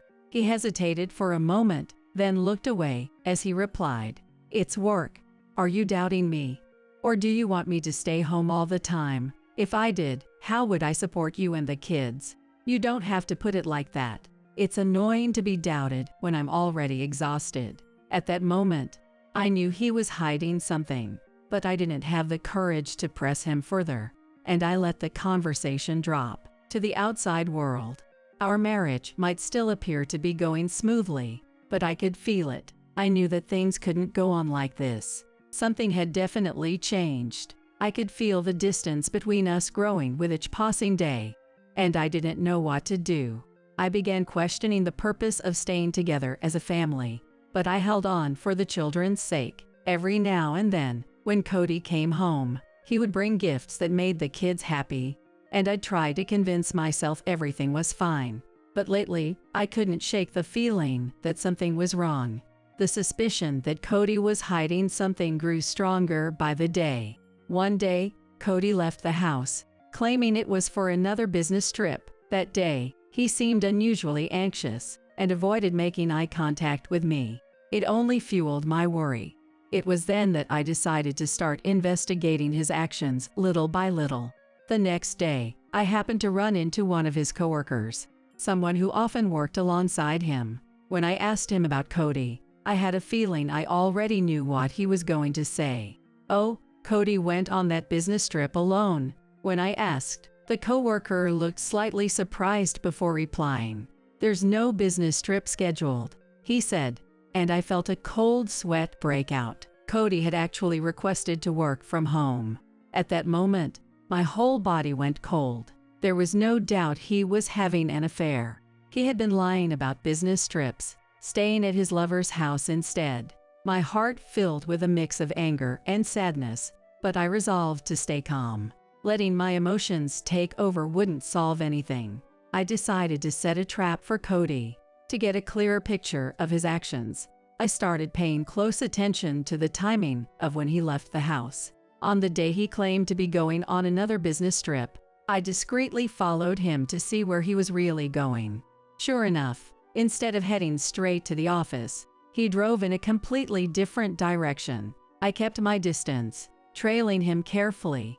Eventually, he entered a residential area and parked in front of a house. No way. When I saw him walk into the house, I knew there was no longer any room for doubt. But it wasn't the right time to confront him just yet. I took photos of the house and decided to wait until he came back out. A few hours later, when he finally left, I quietly started my car and drove away, making sure he didn't notice me. When he returned home, he acted like nothing had happened, but I felt a surge of frustration seeing him pretend so effortlessly. Instead of showing it, I focused on how I would expose him. I decided to check if there was any evidence on the social media accounts we both followed. I went to Cody's page and started looking at the accounts of women he followed. Many of their profiles were public, so I carefully went through them, searching for clues.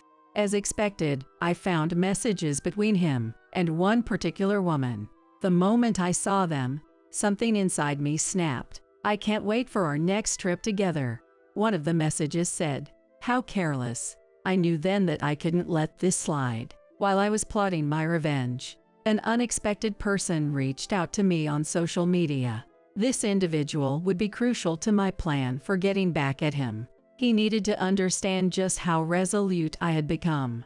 As we began working on the details, something happened sooner than I expected. It was time for the first phase of my revenge to be executed. On the morning of Christmas break, I headed to my in-laws' house with a heavy heart. It was the third year of this annual tradition since our marriage, and to be honest, I wasn't looking forward to it. The men in Cody's family, especially his father Taylor, always had an air of condescension. Cody and Taylor often made me the subject of their conversation, eyeing me as if I were an object to be judged. When we arrived at the house, Taylor greeted us at the door. "Oh, Nadia's here. Cody, is your wife even useful?" Both morning and night, from his very first words, I could hear the sneering tone. I sighed internally but greeted him with a polite smile. Thank you for having us. I look forward to spending the holidays with you this year as well. Taylor brushed off my words and turned to Cody. Yay, things are fine, Cody said, puffing up with a sense of superiority in front of his father, looking down on me. That was always the most unbearable part of this yearly visit. Meanwhile, Cody's mother, Margaret, and his sister, Linda, were busy in the kitchen. I enjoyed talking with them much more than being with the men. It was far more comfortable. However, that day was different. Taylor and Cody started talking in low voices, with Taylor initiating the conversation. Cody, you'd better deal with Nadia soon, before your position gets any more precarious. A chill ran down my spine at Taylor's words. I had no idea what he was implying, but the thought that Cody might be preparing to betray me crossed my mind. Cody nodded at Taylor's words, casting a quick glance in my direction. Yay, I'll think of something, Cody replied. Taylor laughed and turned to me with a smirk. Nadia, you'd better watch out. Men are always scheming, even when they seem quiet. Inside, I clenched my fists, but I kept a calm smile on my face as I responded, You're right, Taylor. We moved into the living room, where the rest of the relatives were gathered. As usual, the women were busy in the kitchen, while the men lounged on the sofas, drinking and chatting. Taylor stood up and addressed the room. Hey, everyone. Apparently, Cody's wife has been cheating. The room fell silent for a moment, and all eyes turned toward me. What are you talking about? I raised my voice in shock, but Cody continued as if it were nothing. She's been acting suspicious lately. Seems like she's got a lover. The relatives looked astonished, but slowly they began to nod in agreement with Cody's words. Expressions of disbelief, judgment, and disgust started filling the room as they hurled words like unbelievable, shameful, and a cheating woman is unforgivable, which pierced my ears.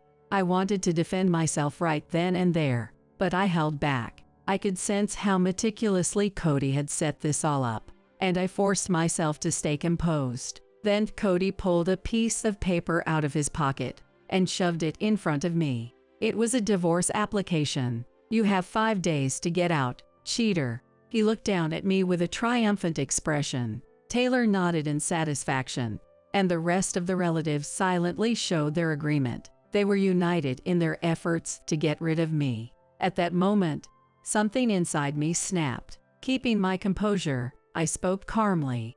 5 days. I won't need that long. 5 minutes will do.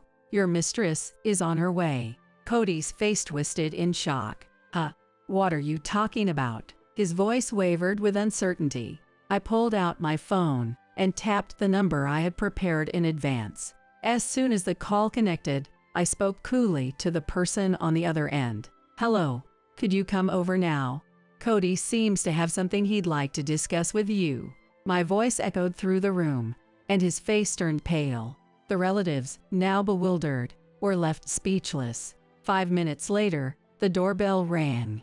Margaret answered it and returned to the living room with a confused expression. She hesitated, then told Cody that a woman outside was asking for him. Cody was at a loss for words. Visibly trembling, I stood up and walked to the door to greet the woman. Thank you for coming. I think Cody owes us all an explanation now, don't you?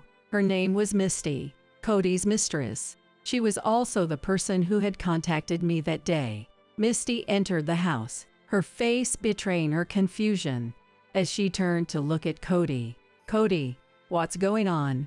Didn't you tell me your parents passed away when you were young? That you grew up in poverty at an orphanage? All eyes in the room shifted to Cody. Misty continued, her voice trembling with disbelief. You said you had to take care of your younger brothers and couldn't afford any luxuries. Who are these people? What's with all this extravagant food? Where are your younger brothers? Her questions came at him one after another. He was unable to respond, his mouth opening and closing with no words coming out. At that moment, the doorbell rang again. I was momentarily puzzled, but when I opened the door, I found another woman standing there. Her name was Aria.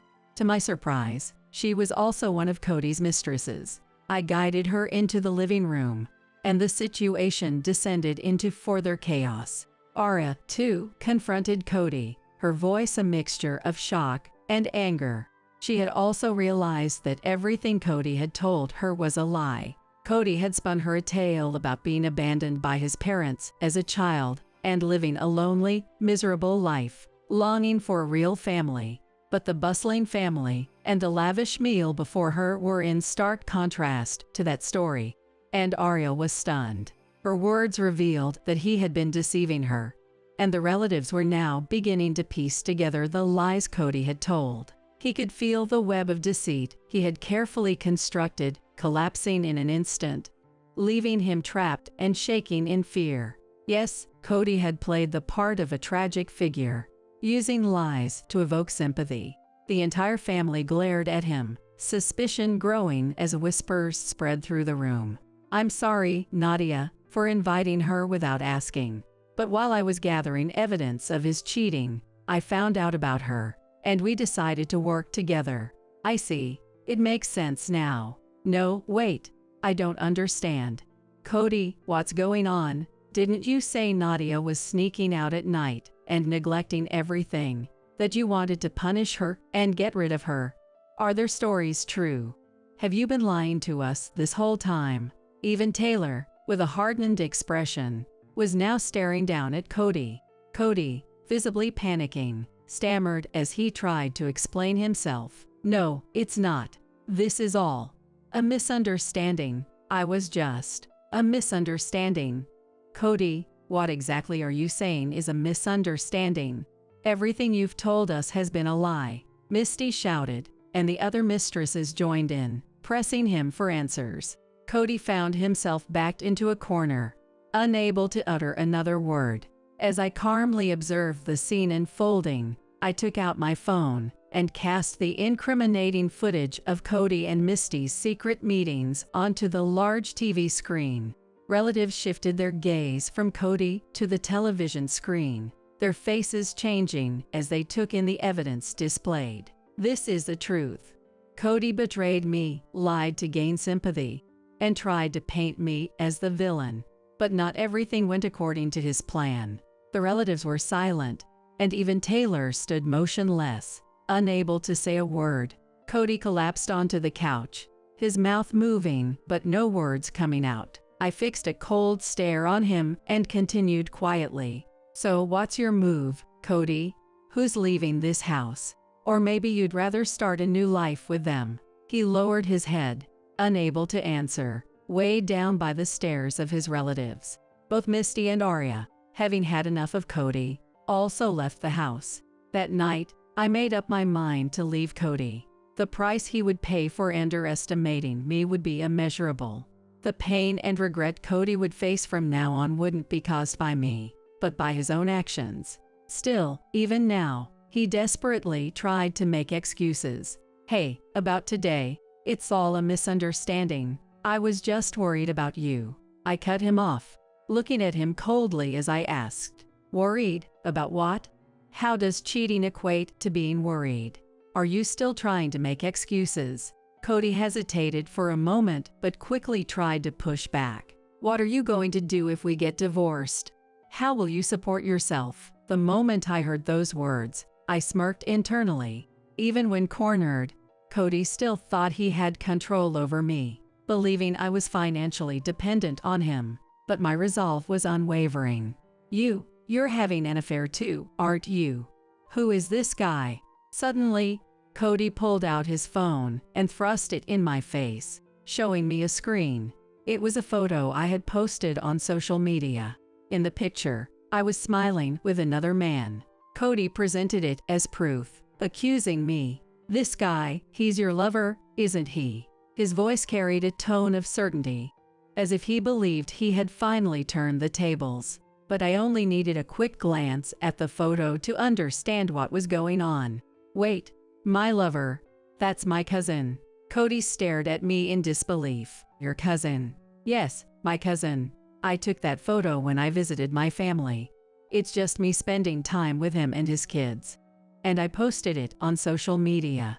You jumped to conclusions without checking anything, and now you've embarrassed yourself," I replied with biting sarcasm.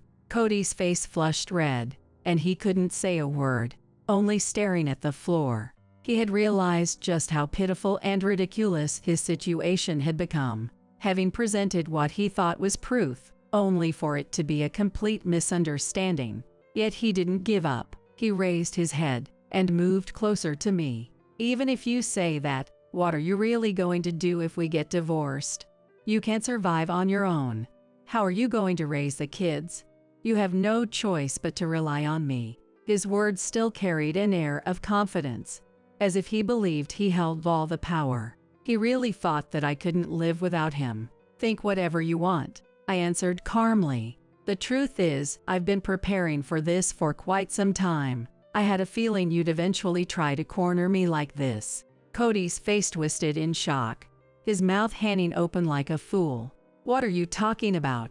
I've been slowly learning computer skills and started working from home, making sure you wouldn't find out. I've built up my income, so I don't need to rely on you anymore." He was speechless, clearly shaken. "When did you? When? Well, you've been so indifferent to what's going on in our home, haven't you?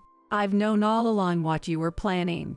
You wanted to control me, but it's too late now."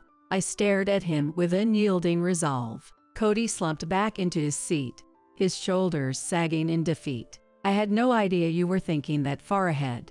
You underestimated me. But it's over now. Our relationship and your control are finished," I declared, turning my back on him. There was nothing more to say. "Wait, Nadia, please, think this over." His voice trembled from behind me, but I had no intention of turning back. "Everything you did to me will come back to you. You're going to realize just how many people you've hurt with your lies and betrayals." He had nothing left to say, and angrily scratched his head in frustration. There was no trace of emotion left in the way I looked at him now. But then, in a fit of rage, Cody yelled at me, shaking with fury. "Everyone's out to get me. You, that guy, those women, you're all in on it. You set me up." His voice was panicked, but I looked back at him calmly. "Set you up? When did I ever do that? You misunderstood about my cousin, didn't you? As for the women, everything that happened is your doing." Cody couldn't muster a response, only glaring at me with frustration. I took a breath, and then continued quietly. "Oh right. Since we're here, I might as well tell you how I met her, Misty." Cody's face stiffened for a moment. It was clear that he realized something, as his face started to drain of color. "After I realized you were cheating, I began quietly gathering evidence. Around the same time, I got a message on social media from Misty. She didn't know you were married when she was seeing you. And when she found out, she was furious. She came to apologize to me." His eyes were darting around wildly, completely losing control of the situation. "Misty apparently gave you a lot of money, didn't she?" "Wait, I don't know anything about that." "Oh really? Didn't you lie to her, saying it was for the family or for the future?" "She's lying. I don't know what she's talking about." His desperate lie was transparent. I ignored his pitiful defense. "But she quickly figured it out. That you were married to me. And that you had been deceiving her, hiding it all along." He tried to come up with a retort, but the words seemed to escape him. "So Misty decided to team up with me. Not only did she apologize to me, but she also swore revenge on you. Together, we started collecting evidence of your infidelity. But as we dug deeper, we discovered something." His face grew more tense, the panic in his eyes more apparent. "How many women have you deceived?" "Deceived? It's only Misty and Arya. Don't lie, I know about all of them. Every single woman you've manipulated and used." "That's right. His affairs didn't just involve Misty and Arya. There were 5 women in total that I had managed to uncover." Finally, Cody exploded in anger. "You did all this? You went that far? Of course, you betrayed me, and you hurt these women too. So I decided to join forces with them to make sure you couldn't escape." He stood there, despair etched across his face. He finally realized that there was no way out for him. He was trapped, and all he could do was tremble as the truth of his actions came crashing down on him. He began to understand the irreversible damage he had caused, and that there was no turning back now. "Cody, it's over. You're going to disappear from my life, and you're never coming back. You're going to pay for every lie you've told, and for every person you've hurt." My words pierced through him like a knife. He was utterly defeated. I cast him one final cold glance and spoke with unwavering resolve. "We won't forgive you. No matter how much you suffer from now on, it's all your own doing." Cody crumpled to the floor, looking up at me, utterly broken.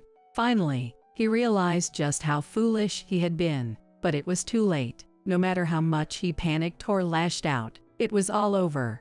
The women he had deceived had united against him, bound by a shared sense of betrayal. The fire of vengeance had been burning strong, and now all the evidence we gathered would be revealed before his entire family. I asked Margaret to gather the relatives together. Everyone was there: Taylor, the whole family, even Misty and Aria had been invited. Usually, the relatives were loud and chatty, but on that day, there was a heavy atmosphere, as if they could sense something ominous in the air. Everyone sat in silence. "I'd like everyone to hear what I have to say today." I quietly began to speak. All eyes turned toward me at once. Cody looked startled for a moment, but he quickly composed his expression, waiting for me to continue. "The truth is, Cody has been hiding something from all of us." Carefully choosing my words, I began explaining to the gathered family. The room fell completely silent, and everyone held their breath. I took out my phone and started showing the photos and screenshots I had prepared. These were undeniable proof of Cody's affairs and misconduct. "This is what he's been hiding from us." I continued explaining calmly, but I could see the expressions on the relatives' faces grow more and more severe. Margaret was on the verge of tears, and Taylor's face turned bright red. They all stared at the images displayed in front of them. "I can't believe he did this," Margaret whispered, her voice trembling. She looked back and forth between the screen and Cody, her face filled with disbelief. Cody sat there silently, but the fear was clearly visible on his face. "Cody, what were you thinking?" Taylor shouted angrily, slamming his hand on the table. The sound echoed through the room, and everyone gasped. Cody remained silent, his head down, his body radiating fear. From around the room, the relatives started murmuring their disapproval. Their faces showed a mixture of shock, anger, and deep disappointment. The evidence we had brought forward struck a chord in their hearts. "And that's not all. There's more." I revealed even more evidence. It showed him pretending to be on business trips while actually spending time with his mistress, and data proving he had misused company funds for personal expenses. The relatives were speechless now, staring silently at the screen. "It's over, Cody," I coldly declared. Every eye in the room turned toward Cody. Unable to bear the pressure, he sank deeper into his chair. At that moment, Taylor stood up, his voice rising with anger as he faced Cody. "Cody, you've disgraced the family name. How could you do something so shameful? What were you thinking?" His voice trembled with rage. Taylor approached Cody and shouted once more, "Don't disgrace this family any further. Get out of here right now." Cody's face turned red, but he couldn't say anything in response to Taylor's words. The relatives nodded in agreement with Taylor, their eyes full of condemnation toward him. Cody could only shrink under the weight of Taylor's anger, but perhaps, somewhere deep down, he still believed there were people on his side. After all, Taylor had once sided with Cody in trying to drive me out. Taylor had a clear disdain for women, and had always treated me with cold indifference. When Cody tried to paint me as the villain, Taylor readily agreed and turned against me. "Nadia, are you fulfilling your duties as Cody's wife? Are you doing anything to shame him? We don't need women here who defy their men." Taylor had thrown such words at me, trying to pressure me into submission. But now, his arrogant attitude had crumbled completely. With Cody's wrongdoings exposed, Taylor's pride had also been deeply wounded, but that wasn't the end of it. Misty, along with the other women, had decided to utterly destroy Cody. One woman exposed his identity on social media, and the information spread rapidly, further tarnishing his reputation. Misty spoke in a cold voice. "Cody, I've revealed all the lies you've told. There's nothing left to hide." Cody paled at Misty's words, trembling as he tried to say something in his defense. "Misty, how could you do something like this?" But Misty cut him off. "Considering what you did to me, this isn't nearly enough. I won't be fooled by your lies anymore." Desperate, Cody tried to make excuses, but not a single person believed him. The cycle of revenge was far from over. Another woman appeared at a bar where Cody was drinking with his coworkers. She suddenly shouted, "You cheating bastard," and threw a beer in his face. His colleagues, shocked and unable to understand what was happening, watched as Cody's complexion turned pale. With nowhere left to run, Cody could only stand frozen. The final blow came when his affair was exposed, along with the fact that he had faked business trips to spend time with his mistress and tried to embezzle company funds. We had gathered undeniable evidence of this. We presented it to his company, bringing his fraudulent activities into the light. I looked at Cody with a cold gaze and threw my words at him. "Cody, you did all this betraying your family and deceiving your company. It's all over." Cody could only stare at me, speechless. His face was that of a man who had lost everything. At the company, his mistresses were deliberately set up to meet, causing a scene in front of his colleagues.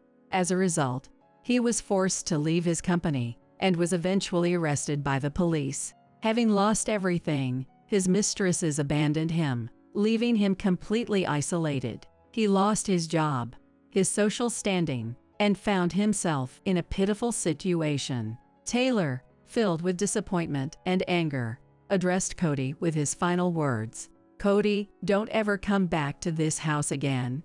Don't bring any more shame to the family." It was at that moment Cody finally seemed to realize that he had lost everything. Finally, the divorce papers were filed. After the divorce, I demanded alimony in the divorce proceedings. Of course, Misty also demanded repayment of the large sums of money she had given to Cody, but we both knew he had no ability to pay. Cody's parents ended up paying a large lump sum to settle things, begging us not to cause any more trouble. But by then, my heart had already turned cold. I had decided to cut all ties with them, including the rest of the relatives. "This is the end." I whispered those words quietly. His life had crumbled, just as he had destroyed others, and I was ready to sever all connections and start my new life. From that day onward, I decided to cut off all contact with Cody's family and relatives. I would never engage with them again.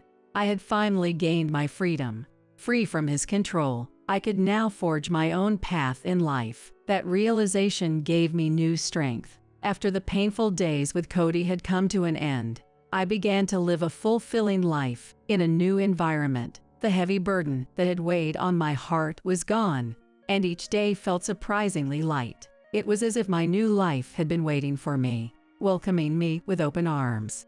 Even my relationship with Misty had transformed remarkably.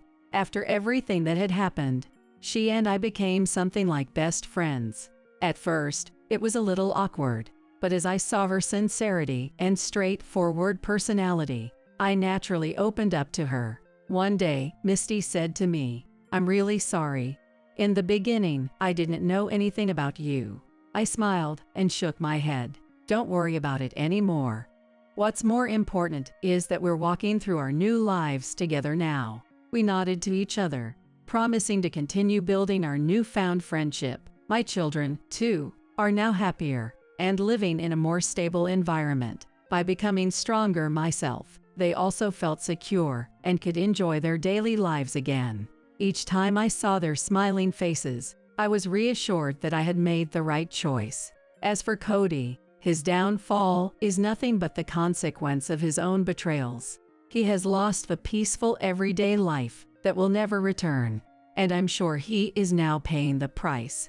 No matter how much he regrets his actions, there is no longer a place for him in our lives.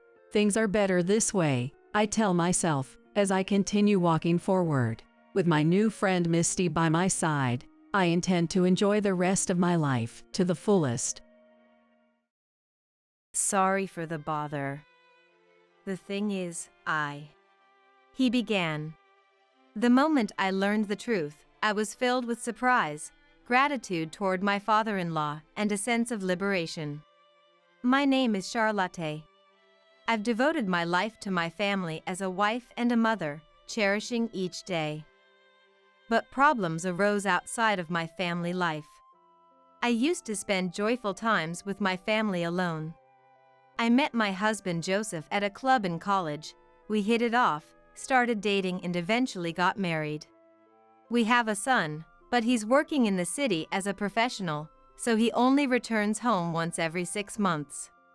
Ever since it became just the two of us, Joseph and I looked forward to revisiting places we went when we first dated. How about going to Six Flags tomorrow on our day off? Now here's a question. What did Charlotte do 23 years ago at that amusement park?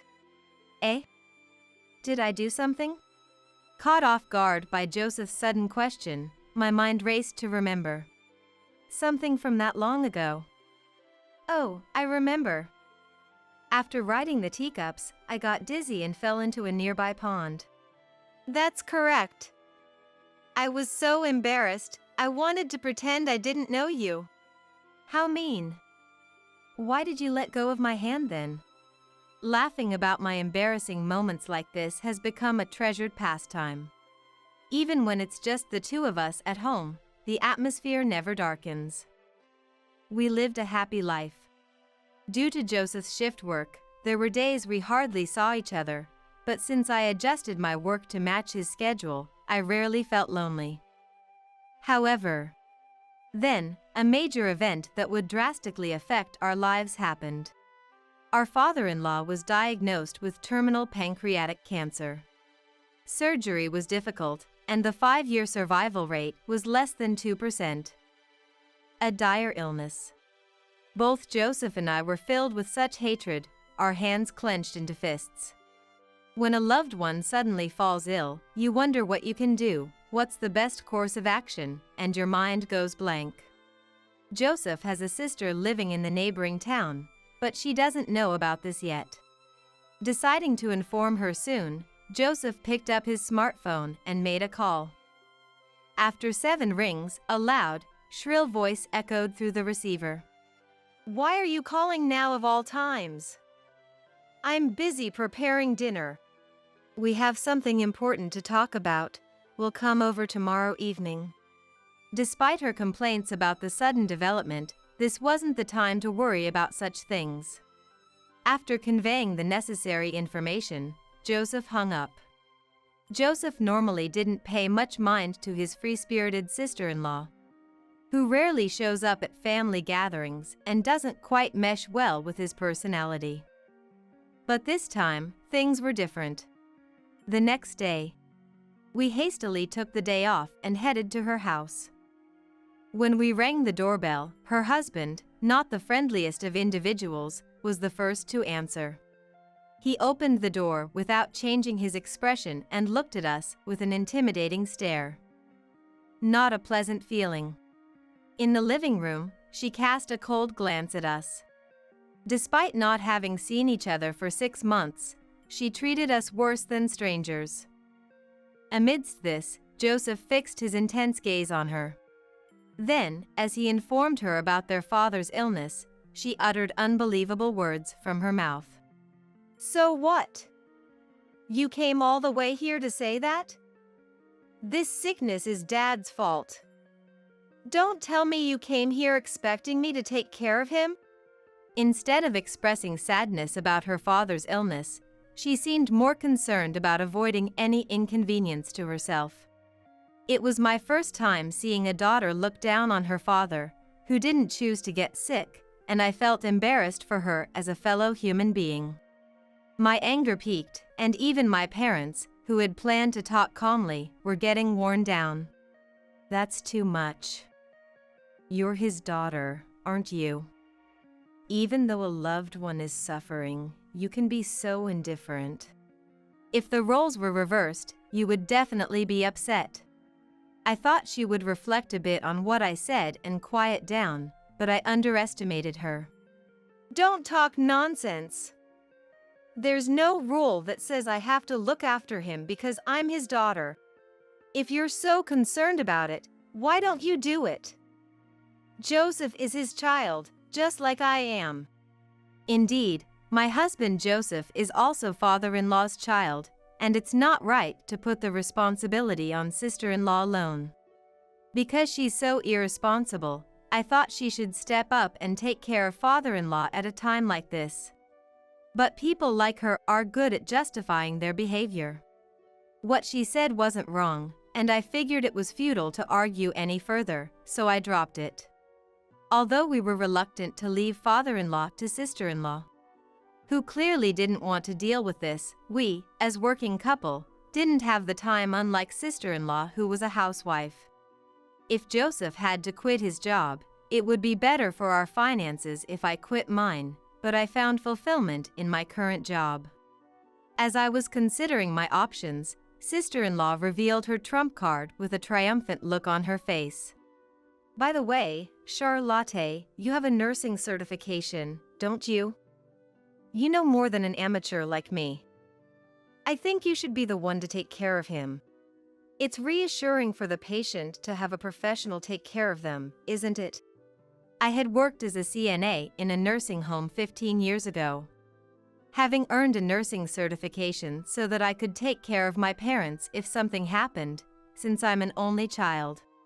Knowing it would be futile to pursue sister-in-law any further, we decided to go home and think things over. I'm sorry you have such an unfeeling and troublesome sister-in-law. She's not the type to reflect on herself, even if I said something, so I couldn't say anything. No, it's okay. I knew that no matter what you said, it wouldn't change anything. It's not your fault, Joseph. What should we do? I can tell you love your job, and I would feel bad taking that away from you just because my dad got sick. But even in a situation like this, it made me happy to see Joseph thinking so much about me. But unlike sister-in-law, I'm not heartless. I wanted to cherish every minute of father-in-law's life. It's okay, don't worry about me. I can figure out my job situation later. The most important thing is, I met you thanks to your dad, so I want to express my gratitude. Holding Joseph's hand, I saw his eyes welling up with regret. Let's face this together. Seeing Joseph's expression lighten a bit, I geared up to tackle the bigger problem. The biggest issue here is money, isn't it?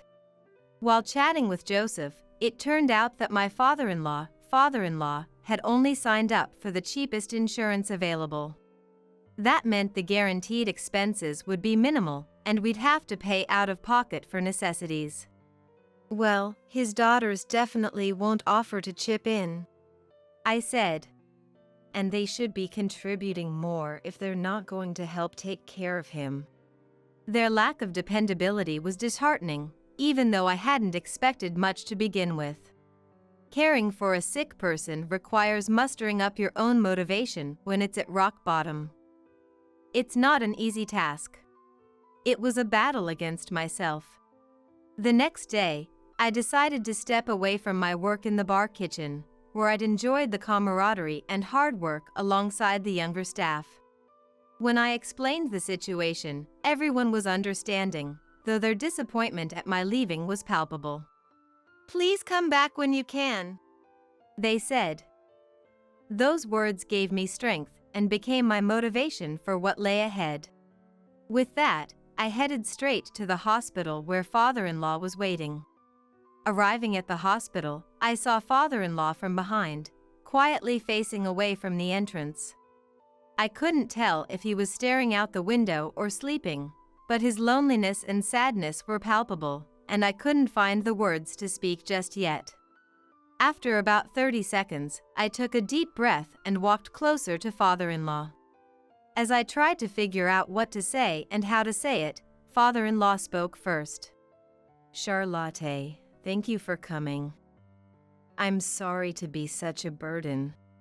His face softened as he greeted me, but quickly, his eyes filled with worry, and his expression darkened. He was so considerate despite his illness, and it angered me that his own daughter, sister-in-law, couldn't bother to be here. Please, let me know if there's anything I can do for you. I knew I couldn't understand the pain of his illness, but I wanted to support him as best I could. Once I'd finished my morning chores, I'd take a 40-minute journey to the hospital each day. I'd always driven to work, but now I opted for the bus to maximize my time with father-in-law, even if it meant cutting into my sleep. The bus rides were soothing, providing a brief respite and rejuvenation for the challenging days ahead. As I watched father-in-law's vitality diminish day by day, I devoted my heart and energy to making him comfortable. The medical procedures, including IVs and medication, were necessary but not simple. Unlike a routine for a cold, a catheter had to be placed near his heart via a surgical incision below his collarbone.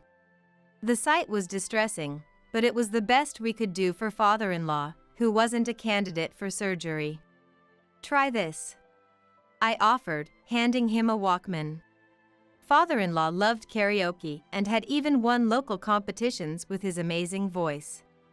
He used to practice daily by singing along to his CD player, but his hospitalization had put an end to that. Wanting him to keep his passion for music alive, I loaded his favorite songs onto the Walkman as a gift. He immediately put on the headphones and pressed play. His face instantly brightened. I thought I wouldn't be able to listen to music anymore. Thank you so much. Now, I have to win another karaoke competition when I get discharged. Seeing father-in-law smile, I felt a bit relieved. Even amidst the unfamiliar hospital atmosphere and daily tough treatments, father-in-law never complained. In fact, he was more worried about me.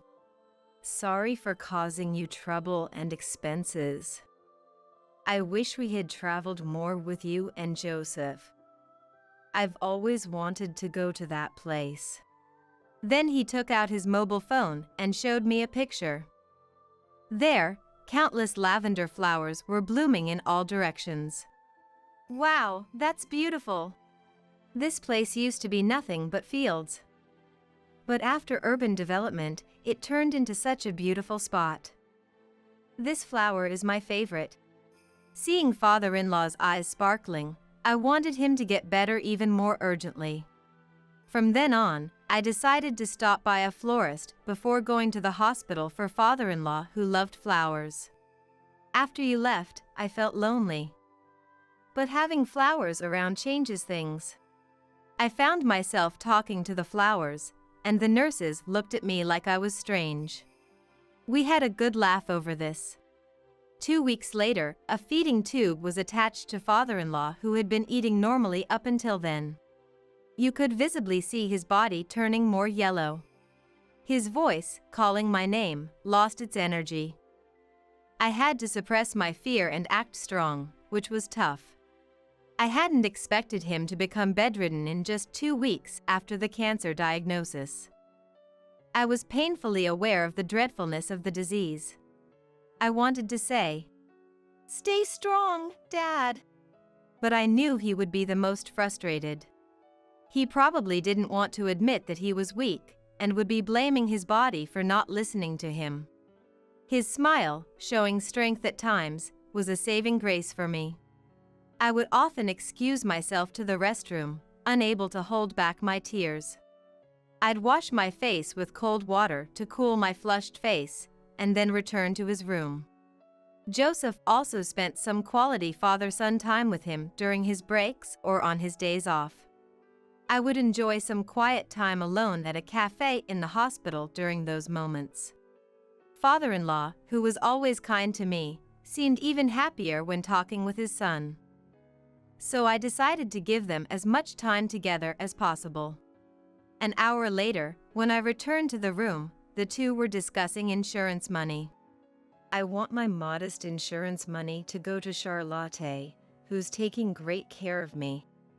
Father-in-law said, turning towards me. He had changed the beneficiary to ensure that I would get the money in case something happened to him. That's when the hospital room door flung open with a bang, and sister-in-law stormed in, hurling abuse. I heard your conversation. Why did you change the beneficiary to her? It used to be me. Change it back immediately, or I'll spread the word that you're the worst father ever. Both Joseph and I couldn't believe the childish words she was saying. However, to our surprise, father-in-law defended sister-in-law. All right, I got it. If you feel so strongly about it, I'll change the beneficiary back to you. But in return, promise me you'll stop saying hurtful things to Charlotte. She's the wife of my beloved son Joseph. I won't tolerate her getting hurt, no matter what happens. Perhaps sister-in-law really loved money, to the point of obsessing over it. It wouldn't be an exaggeration to say that's all she thought about.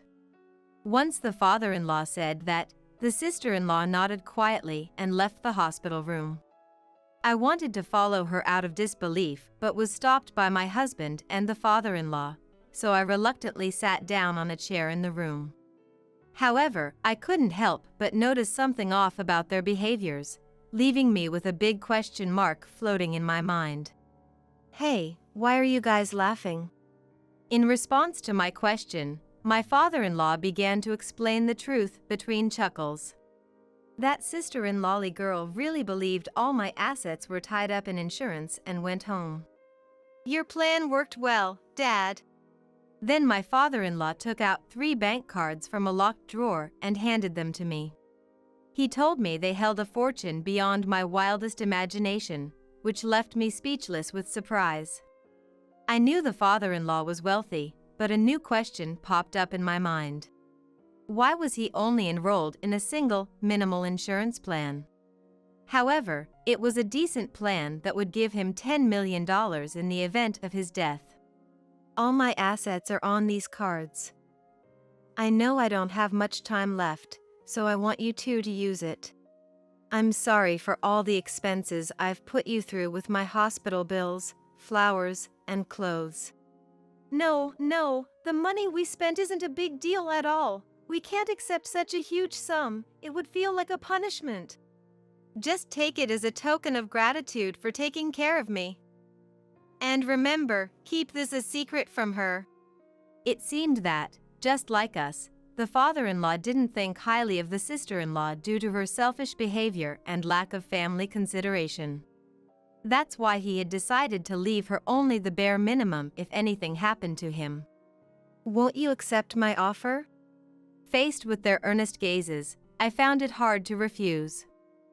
I felt guilty but agreed nonetheless. 2 weeks later, in accordance with the father-in-law's wish to spend his remaining time in a more home-like environment receiving palliative care, we moved him to a hospice. We contacted the sister-in-law just in case, but her only response was a curt "good for you." It was truly an eye-rolling moment. Despite the sister-in-law's absence, the warm conversation between the 3 of us continued. I'm sorry for causing you trouble with my secret. But there's one more thing. Did you know my father was Martinho Aaron? What? You mean the famous singer? I've seen him on the hit nostalgia song show. Are you serious? That's news to me. This was big news, even Joseph didn't know. Apparently, it was not public knowledge that the father-in-law was Martinho Aaron's son. He was a secret child, and because Martinho Aaron was a public figure, it was kept under wraps. However, Martinho Aaron apparently doted on the father-in-law behind the scenes and shared his wealth with him before he passed away. When I'm gone, go here. Saying that, the father-in-law handed us a piece of paper. It only had an address written on it, and we had no idea what it was about. He kept evading our questions for more details. A month later, after living his final days at the hospice, the father-in-law peacefully passed away. Father-in-law! I sobbed, calling for him one more time, but there was no answer. Gratitude welled up in me for how he had always treated me like his own daughter, and tears streamed down my face like a waterfall. As we stood by father-in-law's side, leaning on Joseph for support, we watched the doctor and nurses do their work. At the funeral, sister-in-law arrived and began crying loudly. A stark contrast to the attitude she had shown us previously. She was talking to the attendees as though she cared deeply for her father. I wanted to tell everyone that all sister-in-law wanted was money, but doing so wouldn't make father-in-law happy. So, I decided to think of sister-in-law as a stranger, which somewhat eased my mind. Of course, after the funeral, sister-in-law didn't interfere with us, and we didn't bother with her either. A week after father-in-law's passing, Joseph and I headed to the location written on the piece of paper father-in-law had given us. The sight that met us was astonishing. What is this? Both Joseph's and my voices overlapped. Before us stood an enormous, opulent mansion like nothing we'd ever seen before. Unsure of how to proceed, we decided to walk around the vast gardens first. A woman emerged from the house, and I was so surprised I fell backwards. I'm sorry, I didn't think anyone was here. The woman in front of us wore a kind smile as she invited us into the house. The interior was so extravagant, with marble, diamonds, and ornate decorations, it felt like we had stepped into a dream. The woman guided us to a room with plush chairs where we sat down. As I hurried to understand the reality of the situation, the woman began to speak slowly. I've been the caretaker of this house. Your father owned this place and used it to entertain his friends from time to time. Every time someone would visit, I would come to assist. However, there's no longer a need for me to come here. Your father's final wish was to hand over the ownership of this house to you, Joseph and Charlotte. After saying this, she handed us a set of keys, a map of the house, and a notebook detailing the location of various valuables. She added, I'm glad to have met the people your father treasured the most. I wish you happiness. After these words, she left. 2 hours of investigating later, we found a letter from father-in-law in a desk drawer in the study. The letter stated that we could live in or sell the house as we wished. There was no way for us to express our gratitude to father-in-law, who left us not only a fortune but also this grand mansion, as he was no longer with us. All we could do was continue living in this world, for father-in-law's sake. The following month, we decided to go to a hotel father-in-law had wanted to visit for 15 years. On our way, we played father-in-law's favorite music and spoke to a photo of him. Father-in-law, we're finally going on a trip together. Let's have a blast today, I said. Suddenly, a leaf fell and stuck to our car window, shaking lightly. It felt like father-in-law had answered us, which made me happy. 3 hours later, we arrived at the historic hotel father-in-law had spoken of, nestled in a quiet spot surrounded by peaceful nature. Photos of several past presidents adorned the walls of the hotel, signifying its recognition and importance. After we were shown to our spacious room, we sat down on the sofa, savoring the welcome drinks and fresh fruits. It's been a while since we've been able to enjoy a leisurely trip like this. Yeah, well, Dad's with us today. It had been a long time since Joseph and I had shared a look, and I couldn't help but feel a bit embarrassed. After enjoying the spa and exploring the hotel, it was finally time for the meal we were looking forward to. Since we had ordered meals for 3, the room service staff who brought it to our room was quite surprised. When we explained the situation, they nodded in understanding with a kind smile. After talking about my father-in-law for a while, they even offered us a bottle of wine on the house. Oh, this is delicious. Just what Dad would say. I mused. Being an infrequent drinker, I got quite tipsy that day, until my memory blurred. However, my husband Joseph, who is good with alcohol, remembered my actions and told me about them the next morning. Last night, you kept stroking Dad's picture and saying I love you. I can count on one hand the number of times you've said that to me. I was a bit envious of Dad, he said, laughing. We shared this humorous anecdote as we drove along a different route than the day before. Oh, here! There, lavender was blooming as far as the eye could see. There was no mistake, this was the place my father-in-law had shown us in the photo. Embraced by the gentleness of the lavender color, I felt invigorated, not just entrapped in sadness, but eager to face forward. Dad told me once that Mom used to gaze at the lavender a lot before she passed away. Realizing that my father-in-law had brought us here out of love for his wife touched my heart deeply. Since then, we've started bringing lavender to the grave. The lavender has become a precious flower for our family, warming our hearts and bodies. Once we returned to our normal lives, we started spending our weekends in the luxurious house my father-in-law left us. Thanks to this, every week felt like a vacation. My love for Joseph deepened, and my gratitude to my father-in-law overflowed. I can't count how many times I wet my clothes with tears of joy. Fast forward a month later. It was a weekday around 7 p.m. After Joseph came home and took a bath, I was preparing dinner when the doorbell rang.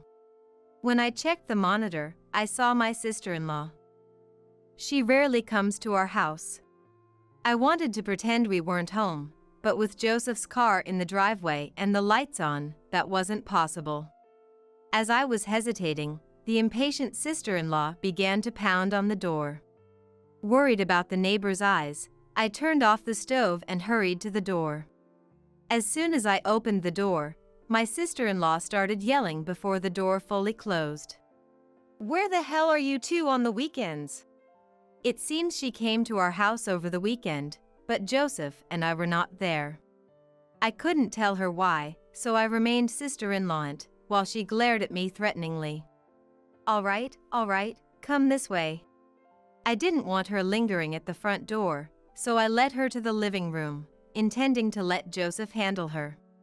Just then, Joseph, fresh from his bath, came to the entrance, and I sighed in relief. Sis, what brings you here around dinner time? I appreciated Joseph's forthright approach as I watched the two of them. He led her to the living room, and the conversation continued. I came to light incense for Dad at the family altar over the weekend, but you two were nowhere to be found. Her self-righteous tone still irked me. Then, out of the blue, Joseph dropped a bombshell. I actually spend my weekends dating Charlotte, trying to pass on all the love that Dad gave me. Sorry if this doesn't sit well with you, a sister who has to deal with her husband being lovey-dovey with another woman. My voice and sister-in-law's overlapped in shock. What? Sister-in-law was visibly shaken by this unexpected revelation. There's no way! What are you talking about? There's no way he could be interested in any other woman but me. Immediately after, Joseph took out his mobile phone from his pocket and showed a picture to sister-in-law. Curiosity piqued, I peeked at the photo and sure enough, it was sister-in-law's husband arm in arm with another woman. Sister-in-law's fury and sadness reached a peak, and she seemed to stop caring about me and Joseph. As soon as she got the picture forwarded from Joseph, she stormed off. The next day and the day after, when I asked Joseph, who didn't talk about sister-in-law, what happened to the couple, he said he didn't know because he had blocked sister-in-law's contact. I don't consider her a sibling anymore. All I want is to live a peaceful daily life with you. Fast forward a month. While out shopping with Joseph as usual, we bumped into a neighbor from where sister-in-law lives. Apparently, the sister-in-law couple was in the midst of divorce discussions, with the husband completely out of love with sister-in-law and a reluctant sister-in-law still not wanting to split despite the infidelity. As much as it sounds like a tough situation, I've decided to stop worrying about sister-in-law and just focus on living my own life. As long as I have Joseph, I have nothing to fear. Father-in-law always used to say, "The key to happiness is to laugh a lot and sing out loud." I'm going to go back to my old job soon, but I plan on adhering to father-in-law's advice and enjoying life to the fullest, even for father-in-law's sake. Joseph and I both love to sing, and we've promised to participate in a karaoke competition together. Our goal? To make it to the same podium that father-in-law did, to reach the top. As we let our singing voices resonate towards the heavens.